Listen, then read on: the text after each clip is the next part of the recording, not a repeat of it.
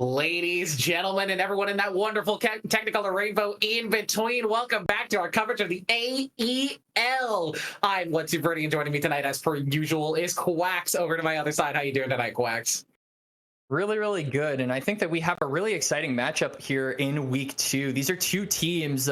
For those of you who are not aware, it is going to be Iridescent Dawn Blastcone against Con Esport. Two teams that in week 1 went 2-0 in what a lot of people would consider to be the hardest group in the entirety of AEL. The Freljord division is really stacked. And so these are really two gigantic Titan teams in a Titan Goliath, if you will, of a division. And I think that whoever really comes out on top this week is going to be the team to beat for the remaining teams, the remaining members to really go for as the weeks progress. Yeah, and if you weren't here last week, we are having a bit of spectator client issues. Riot still hasn't fully fixed that. So game 1 has already concluded. We have the file underway. We're going to be spectating it with a bit of delay, but we are going to run through the draft really quick just to make sure that everybody knows what the picks and bans are, what everybody has been doing, and just making sure that the spectator client doesn't freeze up on us and we don't have any of those mid-game issues that would stop us from seeing the entire game to completion. Yeah, absolutely. So as we go into the draft here, Iridescent Dawn Blastcone is going to be focusing down to the Scion and the Lilia. So already targeting Khan's top side here, making sure that Yoshi and Kirov, I really hope I'm not mispronouncing that name. Maybe it's Kirov. We can yell that in chat if we are. Don't get their comfort picks. I like the Lilia ban in particular. I think that this champion has really been running solo queue with the Leandries and the Riftmaker build, and did get nerfed this patch as we are on the new patch here. Slightly. But it's the build, it's the combination of items I feel that really make the champion OP. So good awareness there from Iridescent Dawn Blastcone to really recognize that as we continue moving into the bans and finally into the picks. Karma still unbanned. Will be picked up first for Iridescent Dawn. Not too shocking to see. Did get tagged a little bit in some of the recent patches, but is still a very strong flex between top, mid support, maybe even bottom lane carry if you're feeling so bold. But there are a couple of other picks that I think pair up pretty well with it that I'm interested to see if we will grab. The Caitlyn for Con Esports is their first pick, and immediately they're going to pair that up with the flex of the Rel. I do like to see that. Keeping that flexibility for the jungle is really nice, and Rel is still just one of the best engaged champions in the game that we have currently. Yeah, not only that, but it works really well with Caitlyn, being able to lock down some of those enemies so that the traps can land and the damage can really come out through Khan's bot lane is really vital to ensuring that your late game is secure, making sure this Caitlyn is as comfortable as possible, gets to farm as easily as possible. And as we move on through the picks, Iridescent Dawn Blastcone picking up their bot lane in response with the Melio and Varus. So a decent amount of scaling coming out here from Iridescent Dawn Blastcone, and a lot of protection from the Varus with that added bonus of the Karma being locked in here as well. Yeah, whether that Karma is going mid or top, there is going to be a lot of big shield strength for this Varus. I kind of hoping that we see an on-hit build, but given the fact that we're already seeing Caitlyn and Xerath for Con Esports, there's a decent chance that we do not see that and we see the lethality poke style of build. And again, I'm loving the picks so far. The flexibility from both of these teams is great. You have Rel, who can either go support or jungle. You have Xerath, who's support or mid. Karma with that triple flex, a little bit less, probably a duo flex now with the Melio locked in. But it's just flexibility in the draft. You give yourself options coming into the second round. And speaking of the second round, ban's already flying away. Yeah, and all of them so far have been targeted at those junglers. Nocturne, Xin, Hecarim, and now the Kha'Zix. So 4 jungle bans here in the second round of bans, really putting a lot of respect on Canik Boss and Zeop. Again, I really don't want to mispronounce these names, but yeah, a lot of the meta junglers completely taken away with the addition of Lilia and Vi being taken away in the first phase as well. Con actually going to give their jungler a little bit more time to think about what to pick up here as they lock in the Urgot. So Iridescent Dawn Blastcone have top lane counter pick here, and we'll have to see what they choose to go for. Yeah. I do think the choice is interesting. And speaking of interesting, that's a Rammus lock-in. Okay. We got Rammus and Ornn as a frontliner for some Iridescent Dawn. I love these picks. I think these are great, especially into the poke coming out from Khan. Ornn might struggle a little bit with Urgot in the early game, getting poked out a little bit, but Khan still maintaining that flexibility. The last pick, just locking in the top. Hang on. Hang on a second. Wow. So are we seeing a? Is that a? I think it's Urgot mid. It's got to be Urgot mid, right? Yeah, Urgot mid, Urgot mid, Rel jungle, Xerath support, right?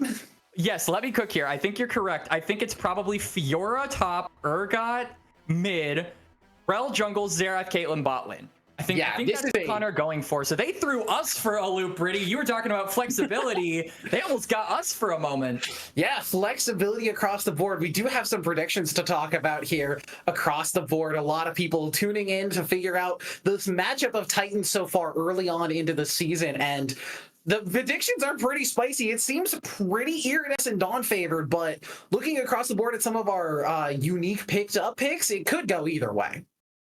Yeah, absolutely. I think with this draft in particular, it shows a lot of strengths that the teams are really going to be indexing toward in this all-important week 2 matchup. Iridescent Dawn Blastcone really heavily pivoting toward that ADC, really making sure that all Gucci, #gamer, of course, is able to sit comfortably, able to scale up, get 3 to 4 items. And like you said, Brady, if this is an on-hit Varus, it's going to be hitting really hard and being able to free fire on a lot of these members of Con Esports because of just the amount of frontline and protection this pick is getting. And on the other side, it feels like Con are going all over the place. They are going very, very weird. And I think that their unorthodox draft is really the idea of trying to throw Iridescent Dawn Blastcone for a loop here in game 1 and sort of knock them off their feet right out of the gate.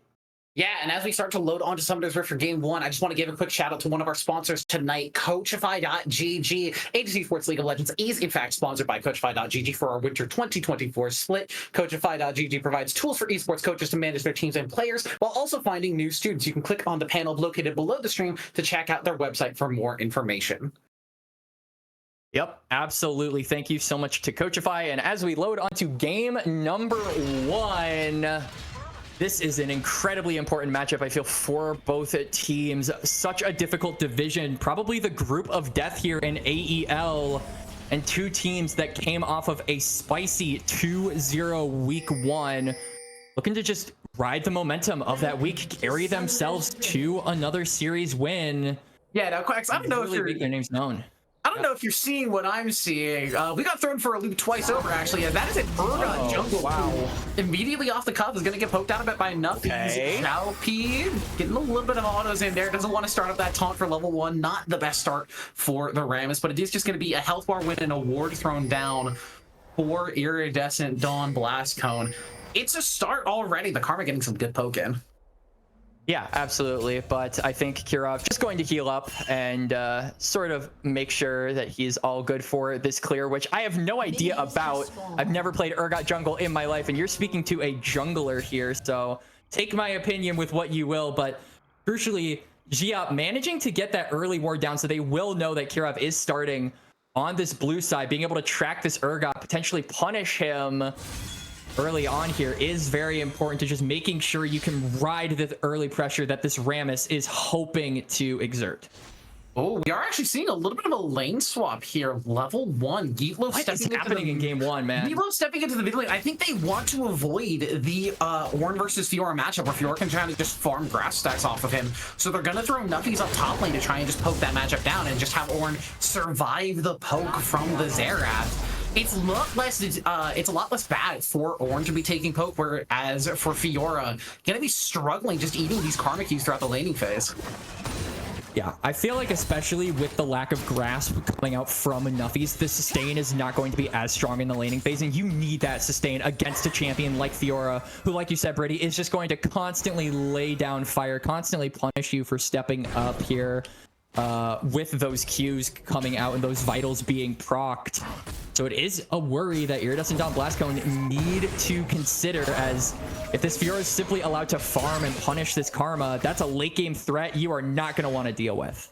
Yeah, it's going to be on Nuffies to hold that lane down and make sure that Ornn has a more comfortable scaling matchup. And speaking of Ornn, I do also want to point out that is a summoner spell book for him as Yeetlo. Kidding? Not Yeetlo, sorry, Nuffies in the top side. He's some dangerous damage now. Flashes forward. Yoshi pops the ghost, but they're not fast enough. First blood to Iridescent Dawn. I want to apologize to Nuffy. I was not familiar with your game. He gets a solo kill onto the Karma. The power, the damage of this champion really shining through here. And now Fiora, like you said, Brady, no ghost. So the aggression that is needed for this matchup is completely lost until that comes back up. As long as Nuffies doesn't make any crucial mistakes until that time. Yeah, the flash cooldown is going to be a lot longer than the ghost, so Yoshi does have a window to punish this Karma, but it's a great start for Nuffies up here on the top side. Getting that CS lead, pushing that wave under tower, getting that kill in is such a big deal, and poor Yoshi forced to back and just pick up the refillable potion. That is never a first recall that you want to see. Yeah, absolutely. That extra sustain is going to be needed against a champion like Karma, who has now picked up 2 amp tones, plus the summon Airy. That's a lot of just poke damage coming out from this pick. But Nuffies, crucially, I feel is a player that we haven't quite touched on yet, Brady. And while we have some downtime, I feel like it is worth noting, this is a player that has been around since I was competitive about 2 years ago. Nuffies really is kind of comparable to like the Impact or Someday of the Plat, Emerald, Diamond leagues. He's been around so long and is always so incredibly consistent. And we're seeing that here in game 1. Mid lane and bottom lane, Proton Plat player going to get a stun down to all Gucci, but nothing doing there. Kirov is going to get taunted up by Zhao, but they are just going to be walking away from each other. So it is just health bars straight across the board. I don't think there was a single summoner blown across that entire exchange. Everybody keeping their heads. Yeah, but crucially, Kirov managing to get the reset and spend his gold, where Giap has yet to go for the back on this Rammus. And these grubs are spawning in about 20 seconds here, so you're going to want all the items you can get to pick these ones up, should you choose to really play for them on spawn, which I imagine IDB want to go for with how much early pressure this Rammus is looking to exert. You have to make plays early on. Yep, we just see that trade up on the top side. Every time that Karma root comes down, I'm sure Yoshi's going to be hanging on to that parry, try and get the stun off, look for some sort of trade back, but you're into Karma. It's so difficult to do.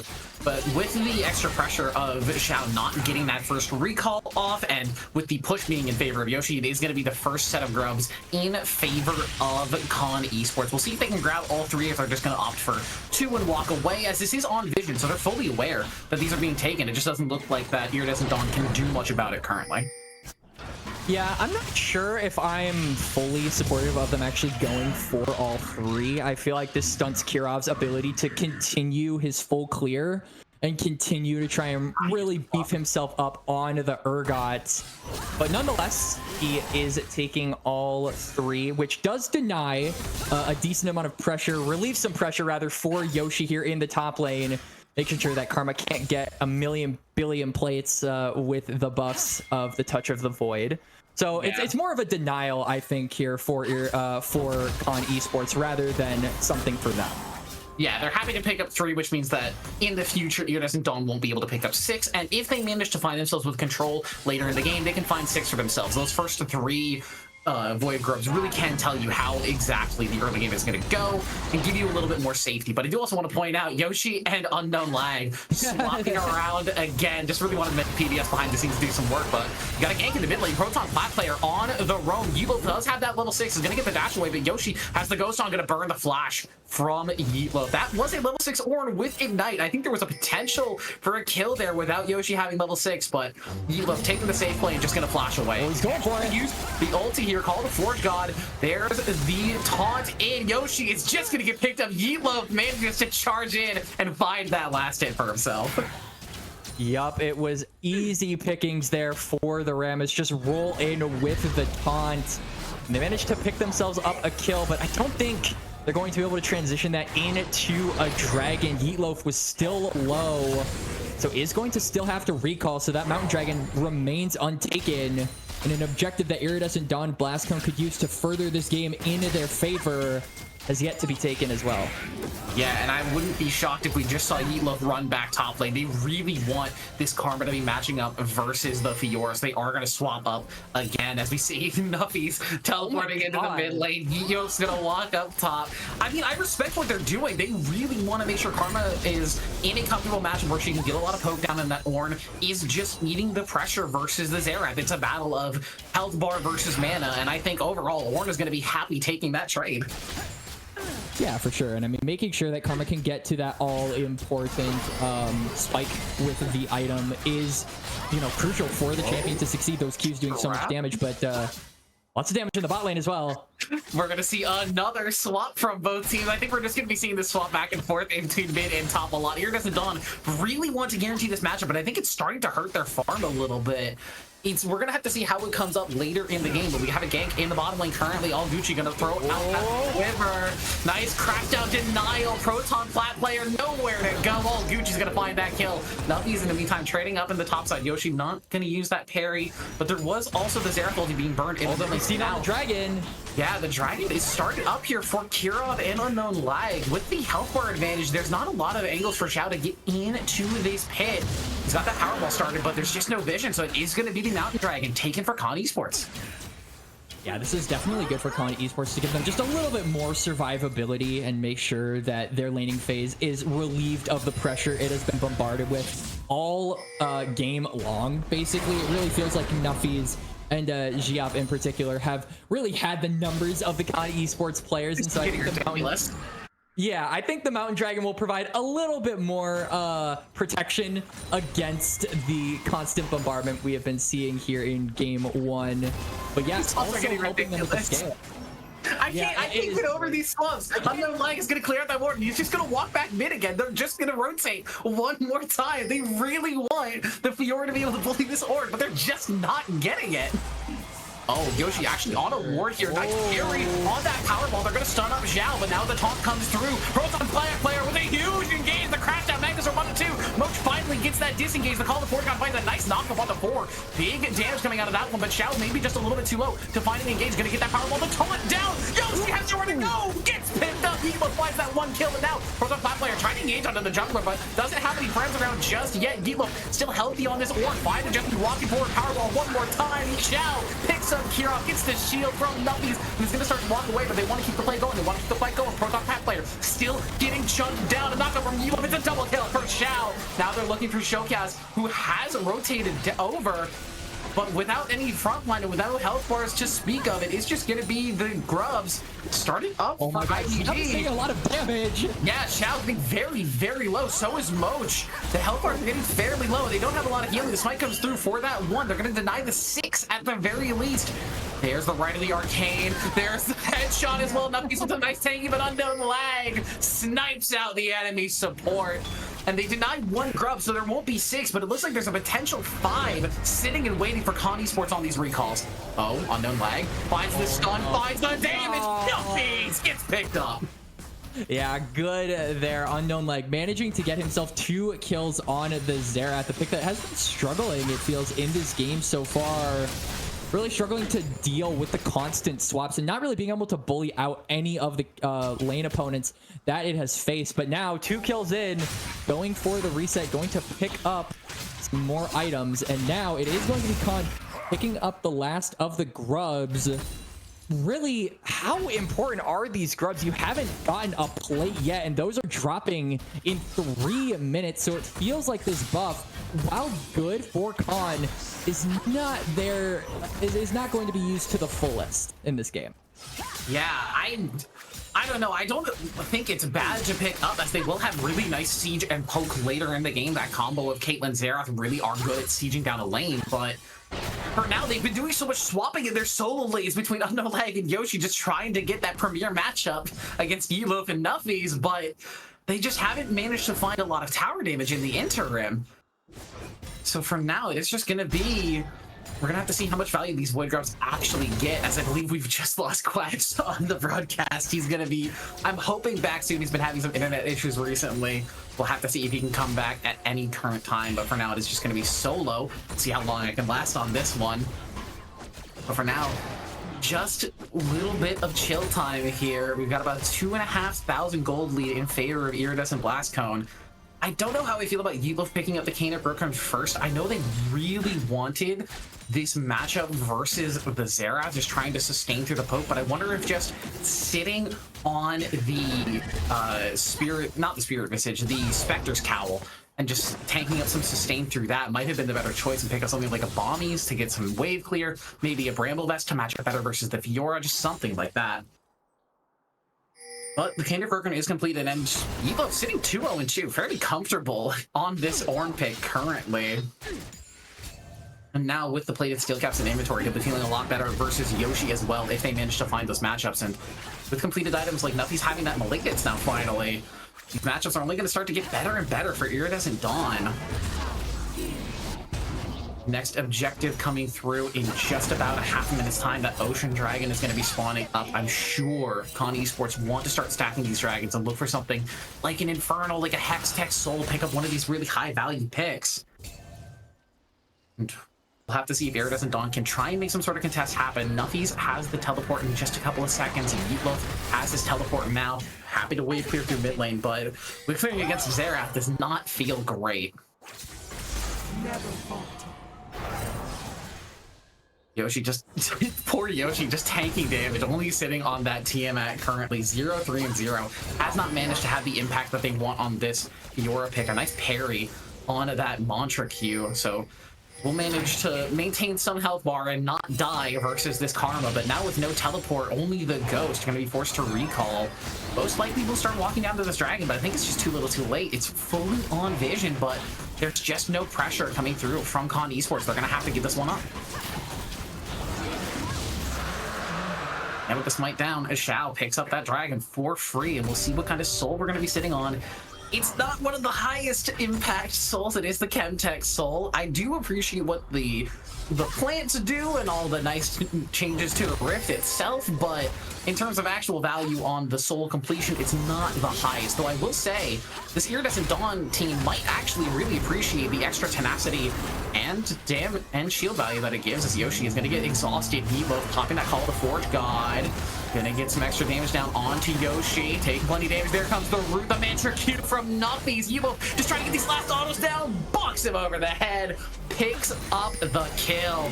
Locks that one down for himself. And now Gucci, ooh, engaged onto the bottom side. Has to flash away. Nice flash from Proton Plat player as well. Trading flash for flash when you got Hex Flash and taking the Ghost out of Gucci as well. Pretty happy with that trade, you have to think. As now the Herald is going to be started up. Moach has rotated up for this objective. And now with Gucci recalled him safely in the pit, he should just be fine. Herald doesn't look like they're going to be in contest again. Vision fully aware of the enemy team.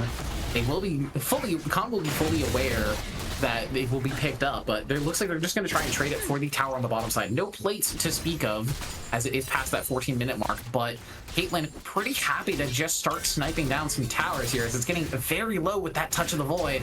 All Gucci, a level down, but still trading versus the Caitlyn. There's that ace in the hole, going to take a little bit of damage.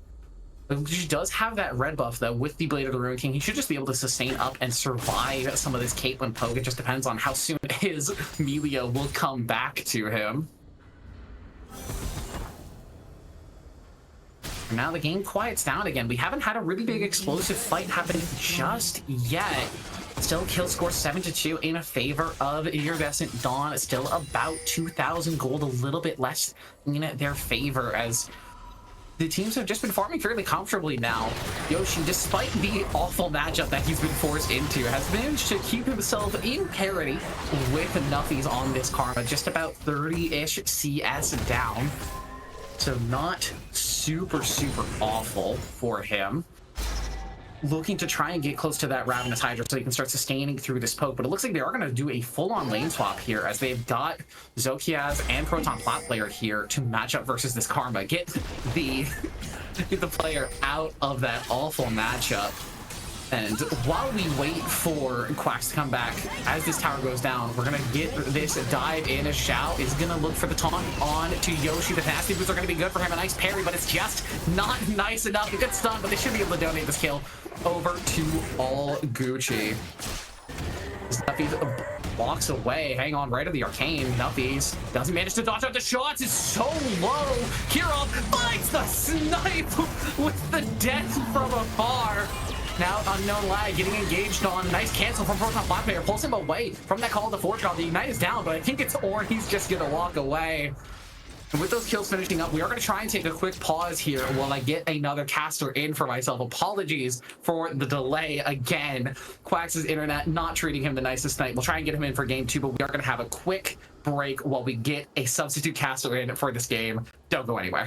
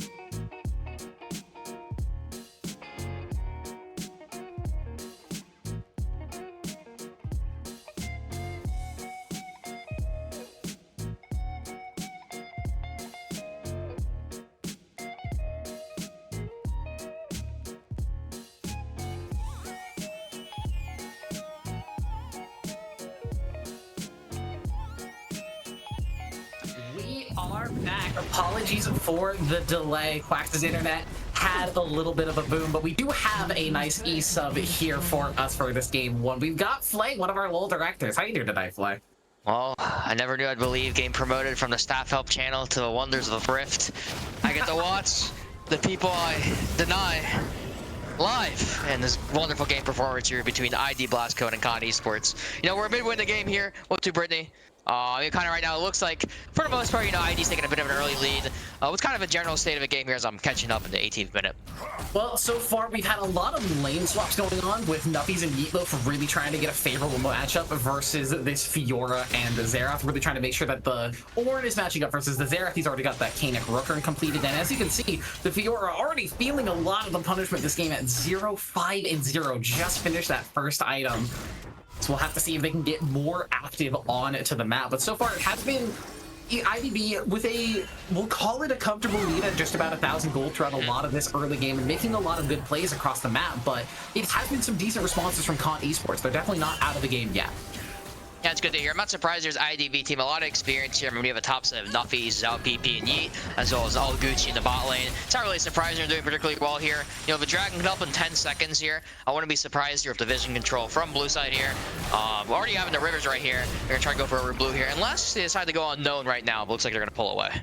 Yeah, they are just going to walk away. They know that they're fully on Vision with that Scuttle Crab taken for Con Esports. With Vision being traded, nice Chemtech Blastcone to see the Vision there. So we've just got Yeetloaf and Yoshi trading up at the top side. Yeetloaf does have a lot of armor in his inventory, so I'm not sure there's much Yoshi can do, but now we've got 4-4 on the bottom side. The Herald is going to be popped to try and start pushing down this bottom lane, I assume, or maybe even just look for a charge into the fight as we see Xiao into the Herald himself. He's looking for a target. He wants to find somebody. Drifts King over here on the Herald. Knock him on the unknown. Gets the taunted, but he's just alone. 1 versus 3. Right now, has that Ornn ult. There's the Magstorm from Proton Platplate, but he's just picked up. There's no follow-up from his fellow gamers. Kira forced to run away, and it's a beautiful engage from Iridescent Blastcone that looks like it should be able to guarantee them this dragon. Yeah, I'm a bit confused here from On Esports. I mean, you have a situation in which ID Blast has the entire river coming up.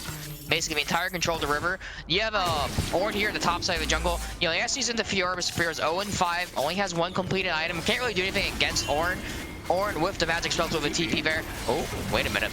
They're looking for a contest. They did find a pick onto Moj with the right of the arcane, but that is a smite coming through from Xiao. Now Yoshi in the pit trying to get some damage down on the all Gucci, but there's just nothing doing. The Bear is safe over the wall with his flash, and now Sokiaz might be in trouble, but Xiao wants the damage down onto that Xerath instead. Yeetloaf hanging up a stun, and now with Kirop here for the flip. This should just be a guaranteed kill. Fear beyond death. Shutdown gold goes over to Kirop on the Urgot. Yeah, I mean, I guess you get the pick off on the Ornn here, which is pretty fine, but you have to use a Fiora TP, now 0-6, but yeah, again, wait, Nuffies here, should be fine situation. Should be okay. Yeah, nice should be okay. Get some damage back down onto the Urgot with that Malignance damage. Hex flash over the wall, Proton Plat wants to find the engage, gets the knockup onto 2. Doesn't have the Magstorm just yet, so it is just the knockup, but it is just going to guarantee them this turret for themselves, their 3rd of the game so far, as they did get those 5 early grubs, which means that they've got plenty of siege power, and with Xerath and a Caitlyn, they're pretty happy with that one. Yeah, but I'm still kind of confused here from the side of Con Esports. I mean, they had no river control, then Ornn had TP, no vision, no that Nelly's on the side of ID here. They still try to contest this dragon. I mean, I'm very confused, kind of walk around there like, what are we doing, right? Best case scenario, you just waste time and don't die. Worst case scenario, what exactly happened right there? ID Blast, no, they had the vision, no, they had the control, no, they have the strength, and they just power right on you. So what could have been easily just giving up a dragon and maybe got something on the top side of the map or the middle side of the map here, maybe get some vision up for Baron. Instead, they just lose a couple members and really just kind of lose control of your jungle. But obviously, they do get the mid lane here later on. Yeah, it is a lot of times these, we'll call them lower level teams for now, the non-challenger LCS level teams, and even sometimes in the LCS, the teams struggle with the ability to make those cross-map plays and look for, oh, okay, we can't really look for like a contest here on this dragon, so we're going to just like sit around, watch them take the objective, maybe we'll try and find a pick, but oftentimes they don't, and it just doesn't end up working out for any of them. They don't look for that cross-map, maybe even try and threaten the Baron, pull some members off that dragon, make the take slower, look to threaten something else on the map when you know you can't look for that contest. For sure. I mean, unless Brittany, I was gonna say here, on the other side, Brittany, at least they get a nice personal view of the other team taking dragon. I don't know if you consider that, but that's also seems to be pretty important here. But besides that, I mean, it looks like here on the side of Con Esports going for a top side here, trying to set up a vision control. Both teams owning Barons up with Dragon taken 230 for that. It's gonna be quite a while here. And again, this Ornn Velo here, I mean, with this Fiora being so behind, literally just one item at 20-30 minutes. I mean, what can we do against Elo here? You know, if TP's not available for Yoshi, it almost feels like the side lane's kind of lost. Yeah, Elo should just be able to comfortably match up versus Fiora now until I think that Triforce is completed and maybe even one other item after that. Yoshi really can't do a ton of damage. Oh, hold up here. Hang on, Kirov, we getting engaged on. We gotta fight on the bottom side as well as Yoshi's just looking to trade in, but it's just the zone away from both of these teams. They're not looking to pull that trigger fully just yet. We saw the right of the Arcane from Unknown, but that's the only ulti we saw burned there. Yeah, you're gonna miss Fiora right now. Continue to trade of Eatloaf. I just don't really understand why your Eatloaf is not gonna take any damage. It's just so tanky, and honestly, with the item advantage here, you probably outdamage this Fiora in a 1v1 anyway, so if you have this Yoshi, you have a split push character Fiora, push to win these 1v1s, not only against Ornn, you can actually do pretty well in Fiora, but also the fact that she's just so behind that it just doesn't particularly matter here. It's really helpful for the side of ID Blast. I mean, when you're playing these 4-1s against the side of Con Esports, it really feels like you have advantage in both the 4 and the 1. Yeah, it was a little concerning to see how many times that ID Blastcone looked to make the lane swap happen to get this Karma versus Fiora matchup, but it has seemed to work out for them. Again, the Fiora sitting at 0-6, not able to have a lot of pressure in the side lane. Ornn looked not great versus the Xerath, obviously taking a lot of poke, but it was Ornn's health bar versus Xerath's mana bar, and as we've seen the later this game goes, Ornn's health bar has won out over time. He's got that Kanik, he's feeling comfortable, and now with that side lane control, with the Fiora feeling a lot less valuable in this game, we're gonna have to see what they can look to do with that pressure. Although I will say, off of the picks that Con Esports have gotten, they've moved that gold lead down from 1,000 in favor of IDB up to about a couple hundred in their favor. They're finding leads ever so slightly. Yeah, for sure. And I mean, you know, generally speaking here, you know, when you are beside of ID Blast, but gold may be even. Kind of momentum of this game here, and overall dragon temperature. It does feel like ID Blast is controlling this game, even though we're only a couple hundred gold down. You know, they have a chance here to get Soul here and get the game going. And with Dragon up in 20 minutes, it's actually going to be the side of Con Esports who's going to get that early into the river here, using that red side advantage. You're trying to set up vision. You know, obviously, ID can afford to give up a Dragon if needed here, but you'd like them to continue to Dragon pressure and get their first Drake of the game. Yeah, I don't think they particularly need to. They've got a nice 4-on-4 down here. Teleport to middle for both people on top side. Nuffies and Yoshi trading away, whereas there's just a standoff in this river here. We're trying to get poked down for Khan from this Caitlyn, from this Xerath here. Xerath bolting. Right to the Arcane, but the call of the Ford God is coming through. A nice knockup onto 2. Doesn't manage to find Kira with that knockup. Proton Blast Player again in the front line, but where's the follow-up? Where's the extra damage? Knockup comes through from Geetlo. A knockback from Unknown is going to force him out of the fight. To Shao is just happy to power ball towards this Caitlyn. Nuffies and Yoshi in the meantime trading in the top side. Nuffies getting Yoshi does have that mantra though. Gonna get healed up a little bit. There's just no killing the Karma. Boach gonna take a lot of damage from that ace in the hole. This Caitlyn is on 2.5 items. She's fairly strong as Kira. Gonna block that Fury on death. Yeetlo has that timer ticking down on him. He's gonna flash away from the Xerath. Making to keep himself safe. Yuchi though forcibly on the front line, just walking forward happily as Nuffies is rotating down to support his Gucci with the 1v1, but no! Zokias picks up the shutdown. Nuffies wants to find that kill, flashes forward the Venture Q, shuts him down with the inner flame. Kira looking to get him, but Yeetlo having to just force him out. Proton Plat Player respawn and back in the fight. Smite comes through for Shao. He's gonna pick that one up. Now Proton again. I feel like I said it over and over. Stuck in the fight, 1 versus 3. No team follow-up. He has Flash. He'll be able to get himself out. But it's a Dragon and a couple of kills in favor of Iridescent Dawn. What a chaotic absolute fight there. I mean, Yoshi underestimating the power of Karma. Yes, he's getting a lot of procs out there. That's getting a lot of vitals. Fighting 1v1, it's Fiora after all, but Duelist is her name. But it doesn't matter, his Karma healing is insane.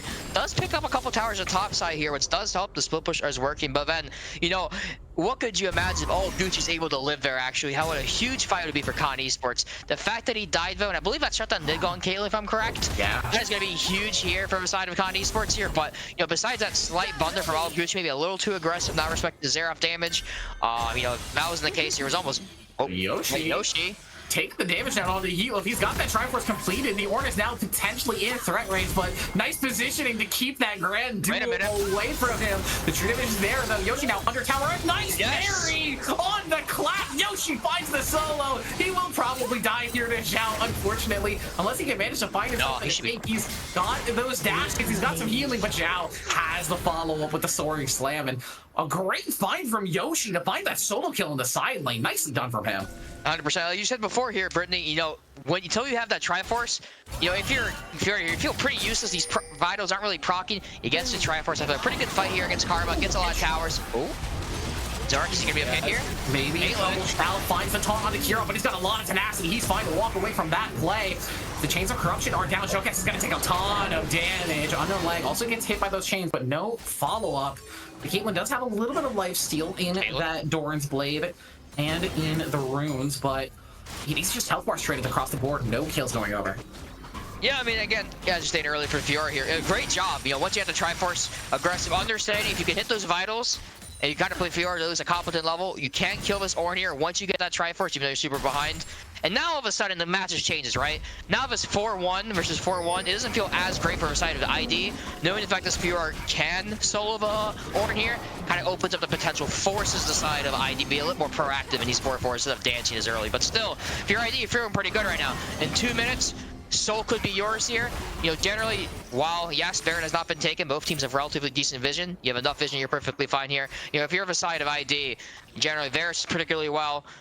More or less, you can kind of handle the side with here. We'll see how PR progress throughout the game here, but feel like pretty much controlling for ID Blastcone. Yeah, and I think importantly, a lot of times as we see another trade here on the bottom side, I think Heatloaf at full HP should be fine to just walk away, but he actually wants to engage here. Has Gucci here, Call the Forge God finds the knock up, and Yoshi has those dashes, going to be able to walk away with the Ghost. And now with two members showing top side, Con Esports knows how to macro. They're going to start up this Baron tank. With Shao nearby, nothing is Blastcones and Shao with the sword swing once again on the back line. Nice flash away on no legs here. One, but now Shao in the 1 versus 4, but he's so tanky on the Rambus. There we go. The Fear from Beyond Death will finally pick that one up. Shutdown goal going over. Showcase surviving, and now on the front line, Proton Plat player looking for some damage, but just gets killed. Yeetlo so tanky on the front line. A nice snipe from all Gucci is going to give himself a double kill. Now Yoshi trying to sustain up on this Scuttle Crowd. We just see on the light on the left side of your screen getting that poke down, but this sustain from the Melio, from the Karma. There's so much heals and shields coming through for this IDB composition. It's a 1-2 trade with no dragon, with no Baron take. It's pretty happy to in favor of IDB. Yeah, I thought the Fury here for a second was not going to get away here. But I mean, if you look at that fight here, big thing that struck up for me was Caitlyn here. Got a lot of poke damage. It was kind of almost felt like Caitlyn was a bit nervous actually trying to come in this fight here. And as he's coming in, trying to come in, uses her Q as he steps up forward. A great pickoff by all Gucci. Now, I thought Caitlyn for a second was going to be able to free hit here. Has the long range, has the ability to do that. Instead, gets picked up by all Gucci. And the fact that, you know, Rambus held on for so long here, even though eventually died, leaves Con Esports here with a chance to not only just take mid lane, but again, establish Vision the River, which they already have, and potentially get the Dragon Soul. Yeah, that is the big deal with this single AP composition. While a no-like has that Leandre's completed, you're not expecting the Xerath to be able to shred through a Rammus's health bar. You really are relying on your ADs, and when you're relying on an AD carry to deal with a Rammus, you're not feeling super comfortable. The front line here for IDB as, hang on, Call the Forge God, Hilo wants to find his Xerath on to Xerath. The Chains of Corruption is they're throwing everything at this man. Shutdown goal goes over to Nuthies, and with that pick 10 seconds away from the Dragon, there's a lot less poke here for Con Esports. That's their single source of magic damage down. And now with the pressure, I feel like there's just nothing that Con Esports can do to stop this Soul. Yeah, I mean, it's experience from a side of ID Blastcone. I'm not exactly surprised here. A great job of pick off here. You have to worry about the Fury to get bottom tower, but again, if you get Dragon Soul, you don't really care about bottom tower, do you? Great play here from the veterans of ID Blastcone. Great pickoff on Xerath here. Oh, wait, fight mid lane. Yeetlo getting flipped on the back. He's going to get that Fear Beyond Death tagged onto him. Flash forward from Proton Black Blade. Unstoppable from Yeetlo. Shafi B on the back line looking to try and get some CC in. Kirov just manages to walk away from that one as all Gucci's going to walk over into the Caitlyn, but Proton Black Player is going to get chased down here. This poor Rel. When your team is behind, there's not much you can do. Yeetlo will find that last hit. So much credit here to Zhao PP. I don't know if you saw that. He actually charged into Caitlyn, forces Dogax here to actually back off here because he's been charged by Rammus here. Completely splits the team fight, allowing him to pick off here. And what looked like a chance I could potentially actually lose a couple players. Outside of ID, Blastcone actually saves their players here, saves Heatloaf, and gets a kill. Started up. Hey, look at bot side, look at Fiora. Plenty of damage. Yoshi, in the meantime, split pushing on the bottom side. This wave is pretty large, but nothing has this inhibitor is going to go down. That's five grubs. There's no way you're stopping that take.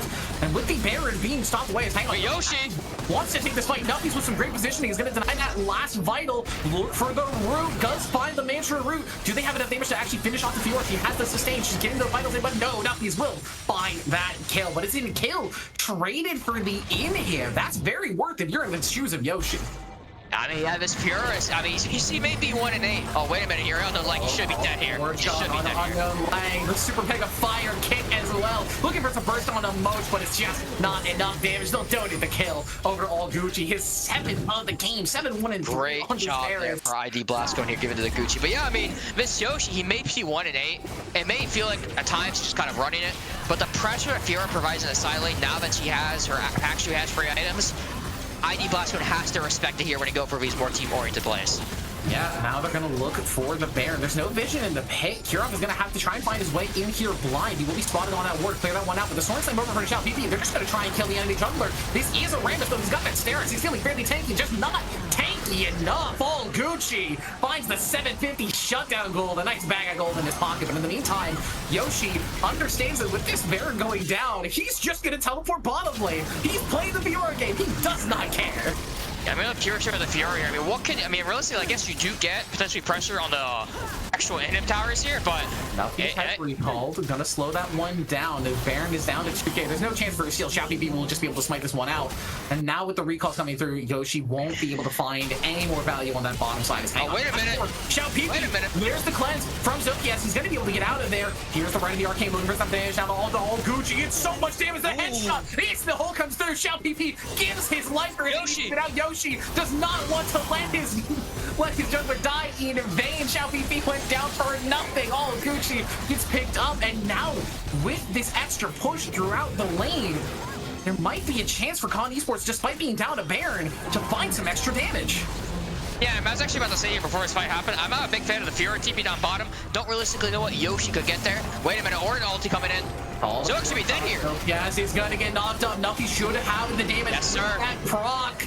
Now Proton flat player and Unknown Life forced to run away. Flashes over the wall. Nuffy flashes into nothing. I don't know what he was looking for there. Gonna get the root down on the Kira, but it is a pretty tanky Urgot. He should be able to walk away. Proton flat player actually maybe looking for an engage here as Yoshi in the meantime. Wait a minute. Yoshi soling them back. Yoshi's on the back line. He's picking up the bases. Elo is gonna be forced to TP onto a minion, but in the meantime, the rest of Con Esports are winning the fight. They already found all Gucci. Nuffies is gonna go down, I assume, eventually, but he's got that mansion up. He'll still alive. Karma's a long time. Kiro can't find that Fury on death damage, so she will survive. We should eventually be able to run her down, but hang on, the healing's still there. Oh my God, Karma! Finds the kill. Karma dipped. Now, oh my God! Nuffies likes the damage on the Proton flat player, and now with no mana, the Chains of Corruption, all Gucci finds that kill. It's a disaster for Con Esports. They find a Nexus Tower, but they lose 3 for it. I mean, it's a nice lesson for Con Esports here. Karma, sustain, damage is ridiculous. You saw it right there with Nuffies here. I was actually just about to comment that, you know, Nuffies getting old up there. He's been playing for like 2 decades. Pretty sure he started playing this game when it came out. And his age is showing with that flash, but old man still got some tricks. Gotta give credit when credit's due here. But the real question is Yoshi, as we keep saying. I wasn't a big fan of the TP earlier, because I don't really know what you could actually get. Considering the fact that you already got an inhib, they can just recall someone. But man, this 2-8 Fiora, the pressure of pushing get the bot side, if ID Blastcone just misplaced slightly, or let me realistically be here, if Con Esports can just delay backs far enough, Fiora can just melt these towers. And Yoshi, he may be 2-8 here, but he creates so much pressure. I almost feel like they're gonna have to match her with Nuffies, because it almost feels like this Ornn at this point is gonna get melted in the 1v1s, but I could be incorrect. Absolutely. I think even with all the armor, just the trio trucks from Fiora, and the fact that she now has Death Stance, that extra sustain coming through is going to be such a problem. And speaking of problems, Zokias, you got a problem, and it's the Ornn and Rammus on your face. Goodbye to the King Caitlyn. Xiao BP finds that one, but now Kira looking for her to get to the backside. It's a great warm hug from the Melio, but there's just nothing doing. The burst is too big. It's ADC. Trade it for ADC. It's all for 30 seconds here. I feel like this Caitlyn, she's only died 4 times. I feel like we've seen this story at least 14. I mean, I know it's Rammus and Or, it's very difficult for Caitlyn. Yes, he has the range, but it does feel like she's almost getting completely just kind of not gapped here. We're kind of pushed out in these fights due to the Orn ulti, due to the Rammus push. But it just feels like what can Zoex do here? I rarely see him be able to auto and actually use his actual auto attack and actual ability as Caitlyn here. I am very curious what the side of Connie is going to do here. These team fights are not going in their favor. It really feels like their best chance of winning is almost like a cheeky, sneaky backdoor play by Yoshi here, to be honest. It looks like these team fights, they really have no answer here. Nice carry. The Grand Duel has been challenged. Yoshi finds the 1v1, 1,000 gold shut down into his pocket, and he's got the threat on the side lane. It means that the rest of IDB are going to have to recall to stop this Fiora. There's no stopping this Elder Dragon. What a play from Yoshi to get his team the Elder. And rarely would I be dead for it. Chains of Corruption, a nice parry onto that powerball, finds the stun, but yeah, nothing to it. He gives his life for the tower and for the Elder. Salute to you, Yoshi, the team player. Tilt proof after this game. Rarely do you say a 3-9 player is carrying.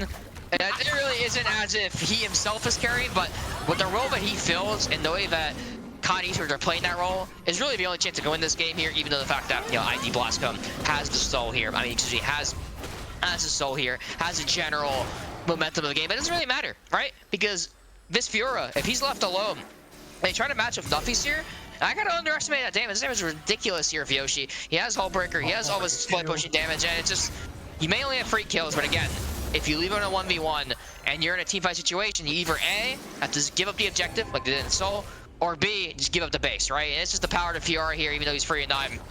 I'm curious to see what ID can do here actually, you know, kind of close this game out, because if you look at the bases right now, Brittany, yes, ID's been the better team in my opinion, but all the towers are up on the side of Con Esports. Yeah, they've taken 9 down, and I did want to say when the Soul was taking, this is actually a fairly decent one, as the Arcane is going to look for some damage on it's all Gucci. You will be able to walk away from it and do just fine, but hang on, Kirov caught on the side, Chains of Corruption, he's gone. Oh, Gucci finds that kill. It's a nice pick. I don't know if it will net them anything, but I do want to say, this is actually a very good soul for the Karma and Melio composition. They have so many heals and shields that they're pumping out constantly to keep this Varus alive. And now with that final upgrade coming through for Yeetlo, finally able to upgrade the Jack Show that Xiao PP has unlocked. Full upgrades for Orn. He's maxed out. We'll have to see what they can do now at pretty much the peak of their power. They're not getting stronger than this. Yeah, I mean, I think for ID, to kind of answer the question I asked, how can they stop Con Esports strategy? Oh, I'm gonna go for it right now. Oh, it finds the knock-up on to two, but just the knock-up. Yeah, but I mean, really the way we can stop Con Esports strategy is pretty simple. You have to allow this 4-1 not to be a 4-1. They have to pick off members of cons. It's a 4v3. If it's a 4v3 in the actual mid lane fight here, it kind of allows ID Blastcone. They gotta have one person almost in between the lanes here, potentially matching the Fiora. That's really the best way we can stop the split push here, having the fact that they have the numbers advantage. As long as it's a 4v4 in the main lane, Yoshi's gonna be able to exert power. But if you can pick off one of these members of Con Esports and kind of root the members game here, you can help deal with Yoshi. Proton bot player a little bit too itchy on that trigger. Wait a minute, Yoshi, Nuffies again. Nuffies again. Should be dead. Maybe caught out. Has to flash to get away from that parry. Absolutely necessary. Right to the Arcane. Hang on, all Gucci. Maybe in trouble here. There's the warm hugs as well. Yeetlo. The breath of life, making sure that he comes through, but unknown line. Force the flash on the wall. Gets away from Xiao BP and from Yeetlo. Yeetlo lost his flash as well in that exchange, so it was just flash for flash traded. And Yoshi's still a menace on this side lane. It feels like IDB need 2 to respond to this Fiora with the Hullbreaker, with the Death Stance. But if you throw 2 down there, this Baron's just gone. Yeah, it's weird. I mean, they're responding with Nuffies again here, which, I mean, I understand with kind of a TP situation, but the reality situation, as long as Nuffies bot lane, he's going to insta-pop by Yoshi. He should have died last time if he didn't have flash. He doesn't have flash again. Yoshi has Ghost here. He's going to push the game. He's going to inhib here. Wait, go to port. Finds a knock-up on the cut out again. Xiao BP looking for that engage, but with no Soaring Slam, he doesn't have a lot of access to this backline. Chains of Corruption is going to find the pick on the Proton plat player. Now Kira forced to step on the front line alone. Yoshi still in that bottom lane, still full pushing. Keep your eyes on that minimap as Kira is going to get picked up. It's a double kill for all Gucci, but nothing's trying to match into him. Yoshi is willing to give his life for this. Has the grand challenge issued on to Nuffies. He's trying to sustain through it. He's trying to keep himself alive, but no! Nuffies has the damage. Yoshi just a little bit too greedy for that inhibitor. They did find it, but that's a minute-long death timer. He's going to be gone for quite a while as the rest of the members of IDB are going to be starting to force down this mid lane. Yeah, best chance here for the side of ID Blastcone. Actually gets powers. Good Nice, by unknown lag. All Gucci goes unstoppable. His 14th kill of the game. Teleport coming through from Nuppies. They might just look to try and end it. Minute-long cooldown for unknown lag. 20 seconds on Hero. 30 for Yoshi. It's just Soki Acid. It's just Proton Plat player. It's got to be a 2 versus 5. Full-on base defense. The sun comes through on the Shao PB. Flash support for the taunt. No cleanse on the Caitlyn. They're looking for the damage. They're looking to finish off the game. They find her. Yeetla picks up the kill. First takes his tower falls. The second will soon to follow. IDB snatch victory from the jaws of defeat and will take game 1. Yeah, I really like the calling from IDB here. Experience, experience, experience. Seeing the fact once Yoshi died here, and there was no Kira up here, and unknown lag getting caught off. They immediately TP of Nuffies. Correct decision by them. The experience paid off here, going for the push. They understood, this game is a cat and mouse game here. As long as the Yoshi's alive, there's always gonna be pressure at their tower. We're always gonna be a bit limited what they actually can do. So the second Yoshi died and they lost their mid laner, they proud to go for the all in and get rewarded for the win. Yeah, it was what they had to do as soon as Yoshi was dead on that side lane. Like you said, they had to just look for the end.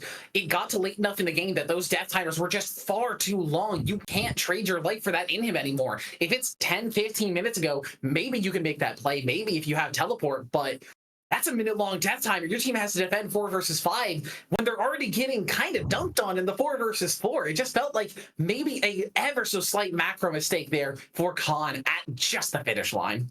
Yeah, I mean, I feel like I'm Con Esports after game 1. I'm actually feeling pretty good for the most part. I mean, I know the way this format works, generally speaking, if you win 1 week or 2 weeks, you're basically in the playoffs. You're basically more or less playing for seeding. And if you're Con Esports, ID Blastcone is by far one of the tournament favorites. A lot of experienced players, especially in this ELO, they know what to do. And it felt like even though you were behind and even you lacked the momentum, you had a game plan that at least had some probability of working. It required ID Blastcone to actually make the correct decision, which I'm not surprised it did. But yeah, for Con Esports, as they're ramping up here in week 2, early signs against a top team. It could be a preview in the playoffs. Pretty happy with the performance here, and I think it'll be a very interesting game 2 coming up. Yeah, I think both teams have a lot to take away from that game 1. A lot of things that they can work on, but also a lot of things they can be proud of. Like you said, Con Esports making some great macro decisions, and IDB with the nerves to not overextend onto any of those side lane plays, not to look to throw 2 or 3 down to that Fiora, overextend and lose a Baron, lose a Soul. They might have lost an Elder here and there, but it just wasn't enough for Khan. The team fight, the heals and shields coming out from that Karma and Emilio, just a disgusting amount of sustain to keep that Varus alive throughout any team fight. 100% here. As you approach game 2 here, thank you everyone for joining the first game 1 cast. Your regularly scheduled caster, Cat Quacks, will be here. I do apologize for your 30 minutes of hearing you play Yap, but Flay will be gone. Quacks will be back. Don't go everywhere. Game 2 of Con Esports of ID Blastcone. Don't go anywhere. Walking on the moon.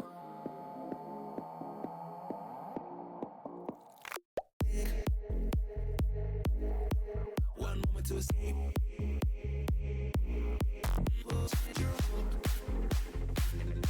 You're walking on the moon.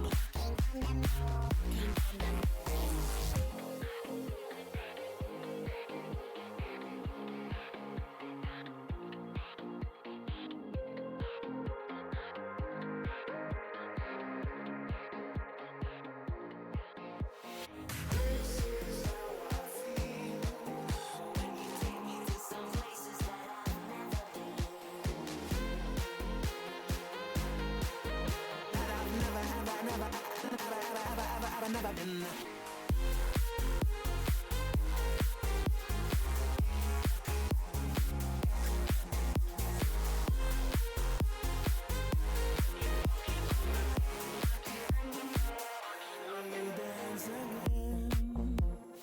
All our trouble seems to fade away. This is how I feel when you take me to some levels that I've never been.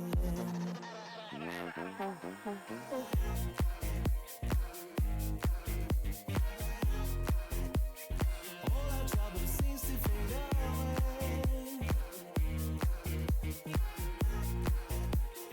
When we dance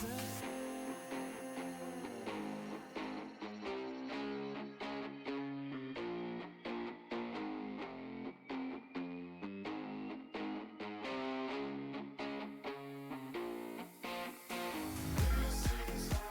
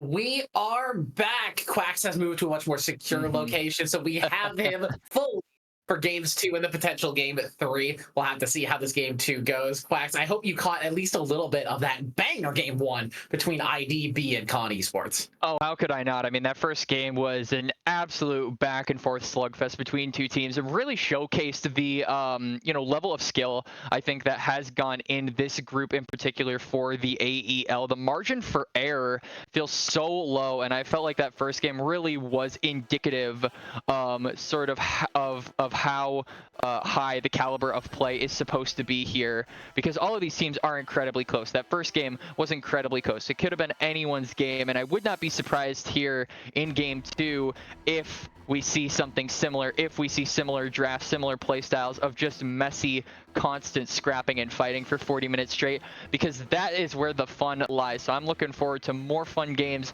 in an already incredibly fun series. Yeah, we are jumping immediately into the draft here for game 2. IDB moving over to the red side as Con will take a blue. Fans already switching up a little bit. IDB saw what Nuffies did on the Karma and don't want that to fall into the hands of Con, so they are going to take that one out. And Con, similarly, looking at all Gucci on that Varus, were not happy with what he could do with that bottom side, so they're going to take that one away as well. Yep, so bans have been completed by both teams here, and now Con on the blue side this time around do have the opportunity to first pick something. And it's season 13 all over again, where we love first picking Jarvan and making sure that champion is locked in ASAP, as that is going to be their first pickup, and IDB have to see how they respond. I like the Ezreal into Jarvan. I think it's just, not only is it just a solid pick right now in the meta, Ezreal is so strong currently, but it also matches up well versus Jarvan stylistically. You have that arcane shift, so you can just get away from whatever Cataclysm, Flag, and Drag that Jarvan tries to do to you. And the Lee Sin as well. I don't know when the last time I saw a Lee Sin versus Jarvan matchup, but it feels like it's been too long. I'm almost kind of happy to have that matchup back here in competitive play. Yeah, I mean, Sundered Sky is really good on both of these champions and really good at dealing with some of those tankier frontliners. And speaking of tankier frontliners, Sion being the champion here for Con Esports. And based on what I've seen, I strangely don't feel like this is going to go top lane. For some strange reason, I feel like this might be something that Con could potentially want to look to put bot lane here. Whoa. And speaking of bot lane, IDB going for the newly enabled Smolder here. Pretty, you're a bot laner. I'm going to let you take it away here on what we currently think of Smolder and how he sort of fits into the overarching meta that we have experienced so far in Season 14. I'm gonna be real. I forgot he was even enabled this week. I thought that wasn't until next week. Me too. But yeah, new champion here. Showing up on AEL. We've got Smolder, who is a premier scaling AD carry along the likes of Jinx and Kog'Maw. But a lot of mobility in his kit as well. That flat really does provide so much safety, the ability to move over walls. And yeah, the ability names are ridiculous. You're going to hear me shout mom at least once this game. You're going to hear me say achoo once or twice. You're just going to have to take me seriously. I promise I am a professional. But yeah, this champion is struggles a bit in the early game, can definitely manage find it difficult to manage to find some relevance in the early game outside of just trying to farm up those stacks on that pass to try and get to that Elder Dragon execute point. But with the Ezreal already locked in, I'm actually curious which one of these is going to go mid lane and which one is going to go bottom lane, unless they're going to do something crazy like Smolder top.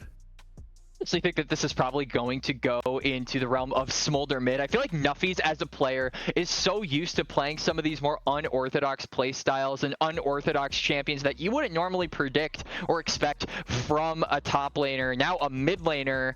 I feel like this swap was really called into question here. A lot of people are used to seeing Nuffies in top lane, and although he was top lane, then mid lane, then top again for game number 1, he is going to most likely be sticking to one lane this time around. And I think the question as to how well he can transition that skill in top lane into the mid lane is going to be interesting to see from IDB, and especially on a champion like Smolder, as Garen has been locked in, so that will be a Smolder mid lane here. We'll have to see how Nuffies pilots it in this new role that he's decided to take on for himself. We've got a spicy draft here. I want you to look over to Con Esports. Who's playing support on this side? Is it the Sion? Is it the Ari? Is it the Jarvan? I don't think it's going to be Mordekaiser, because that's usually a preferred pick into something like a Yuumi lane, but there's a lot of potential flexibility here. Again, Con Esports loving that flex for themselves.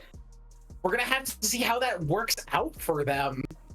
But yeah, I'm loving the IDB draft. They have flexibility, not flexibility, sorry, scaling out the wazoo, and they managed to pick themselves up some really strong battle line carries. So if Jarvan can't find a Cataclysm, if Jhin can't get those 4th shots in, if Ari can't dive in, there's a lot of relative safety for these IDB carries. Yeah, absolutely. I think that IDB definitely are taking a little bit of a page from Con here, making sure that, or sorry, are sort of, you know, reenacting what they did last game, rather, with the Varus, where they had that thing, they had that champion constantly protected, being able to lay down so much fire and so much damage, and it got worse as the game went on, and I think that they are indexing into a similar playstyle here for game 2, but with different champions. And in a champion like Smolder, where late game is exactly where you want to be, I feel like this sort of protect the puppy, or in this case protect the dragon comp, is really going to pay off if Nuffies knows what he's doing on this champion. Yeah, a big skill check for Nuffies. But before we transition into game 2 of Con Esports versus Iridescent Dawn Blastcone, I want to give a quick shout out to ProComps, our sponsor and a game changer app for the league community. This isn't just like the other tools. It's your personal draft coach, perfect for both teams and solo players. In fact, you can pair it with any other app you use. ProComp stands out with features like custom champion pools, personalized tier lists, and live draft advice. Think of it as like having a virtual coach and a strategy toolkit all wrapped up up into one. They offer real-time champ and ban recommendations when you're in the draft, and they already have over 200,000 downloads and thousands of daily users just like you. Pro Comps is user-friendly and totally free. It's a no-brainer to at least give it a go. You can download Pro Comps now, and you'll experience a whole new level of drafting power in your league games. You can go to procomps.gg and download it from Overwolf or click the panel below our stream. Yep, absolutely. Thank you so much, Brittany, for the ad read. And now, I feel for the moment that we've all been waiting for, let's just see how Smolder, the new champion that everyone has had so many different takes on, operates in a competitive setting. This has not been seen by LCS, LCK, LPL, LEC. None of the major regions have yet to play Smolder. I don't even think he is enabled here. And this is the first time, I think, that AEL has also seen him, as I don't think any of the series that have finished so far have picked this champion up. And with a player like Nuffy's piloting such a new champion, there is a lot you can expect from this character in this game. Yeah, I'm not sure about it at the Emerald, Diamond levels, but I think almost for certain at the Challenger and above levels, Smolder is going to be an insane pick. You can already see we're teching into that magic damage start with the Doran's Ring, with the Comet, just trying to get a lot of poke as Moach and Proton Flat Player are gonna get a nice little trade into each other, but the vision already went down. Moach happy with that one. But Smolder is going to tech more into that magic damage, that farming early into the game, just looking to put a couple of points into that W, the Achu, get some wave clear, get some poke, try and just get those last hits in for the scaling into the later in the game. And I think in pro play, this is going to be a huge strategy, as once Smolder reaches that 225 stack marker, he is such a menace in fights. Yeah, absolutely. And both junglers are going to be spotted on their first initial clear. Kirov not seen on the Raptors, not seen on the bot side for a while, so they will probably assume that he started topside, which he did. And Giop also going to be seen by that ward placed earlier in the game. So both both junglers opting to go for the bot lane. I think in Giop's case, this is really smart, just protecting your scalers, protecting your backline, making sure that Kirov cannot have his way, try to bully out these lanes as easily on this Scion pick, and just making sure that you get to that late game, right? It really is a question of if IDB are able to get to that point where Smolder and Ezreal are able to lay down so much backline damage. And pathing to them is definitely a good start here in game 2. Yeah, I do also want to point out, we do have a Jarvan support here, which is something I actually wasn't really expecting to see. Proton Plat player looking for another engaged champ, picking up that Jarvan. It's been a big loss for Jarvan, the loss of Stopwatch, one of his favorite items in the game. And especially now that it's only attached to Seeker's Arm Guard, I wouldn't be shocked if we see Proton Plat player try and pick up the Zhonya's, but now it's such an expensive item, and with a lot of stats that are really not relevant to the Jarvan himself, I don't know if you really have the economy or the sort of ability to pick that item up when other great support items like Trailblazer exist, like the Knight's Vow, like the Locket. There's so many good options for supports nowadays. I just feel like Jarvan can't really find the gold to tech into a 3,000 gold item. Not only does he lose Stopwatch, but he also lost his key component with the new changes to Season 14 in the fact that he lost Gore Drinker, right? This allowed Jarvans to fight so much more often. It's speaking of fighting in the bot lane, all Gucci gonna get rooted up, burns that heal, keeps himself alive, flash forward, finds Yano down onto Zokiaz, first blood for him. Proton Plat player trying to get the damage down, gets that flag through the Ezreal. It's a 1-for-1, but the kill going to 80 carry versus kill to support, I know which I favor.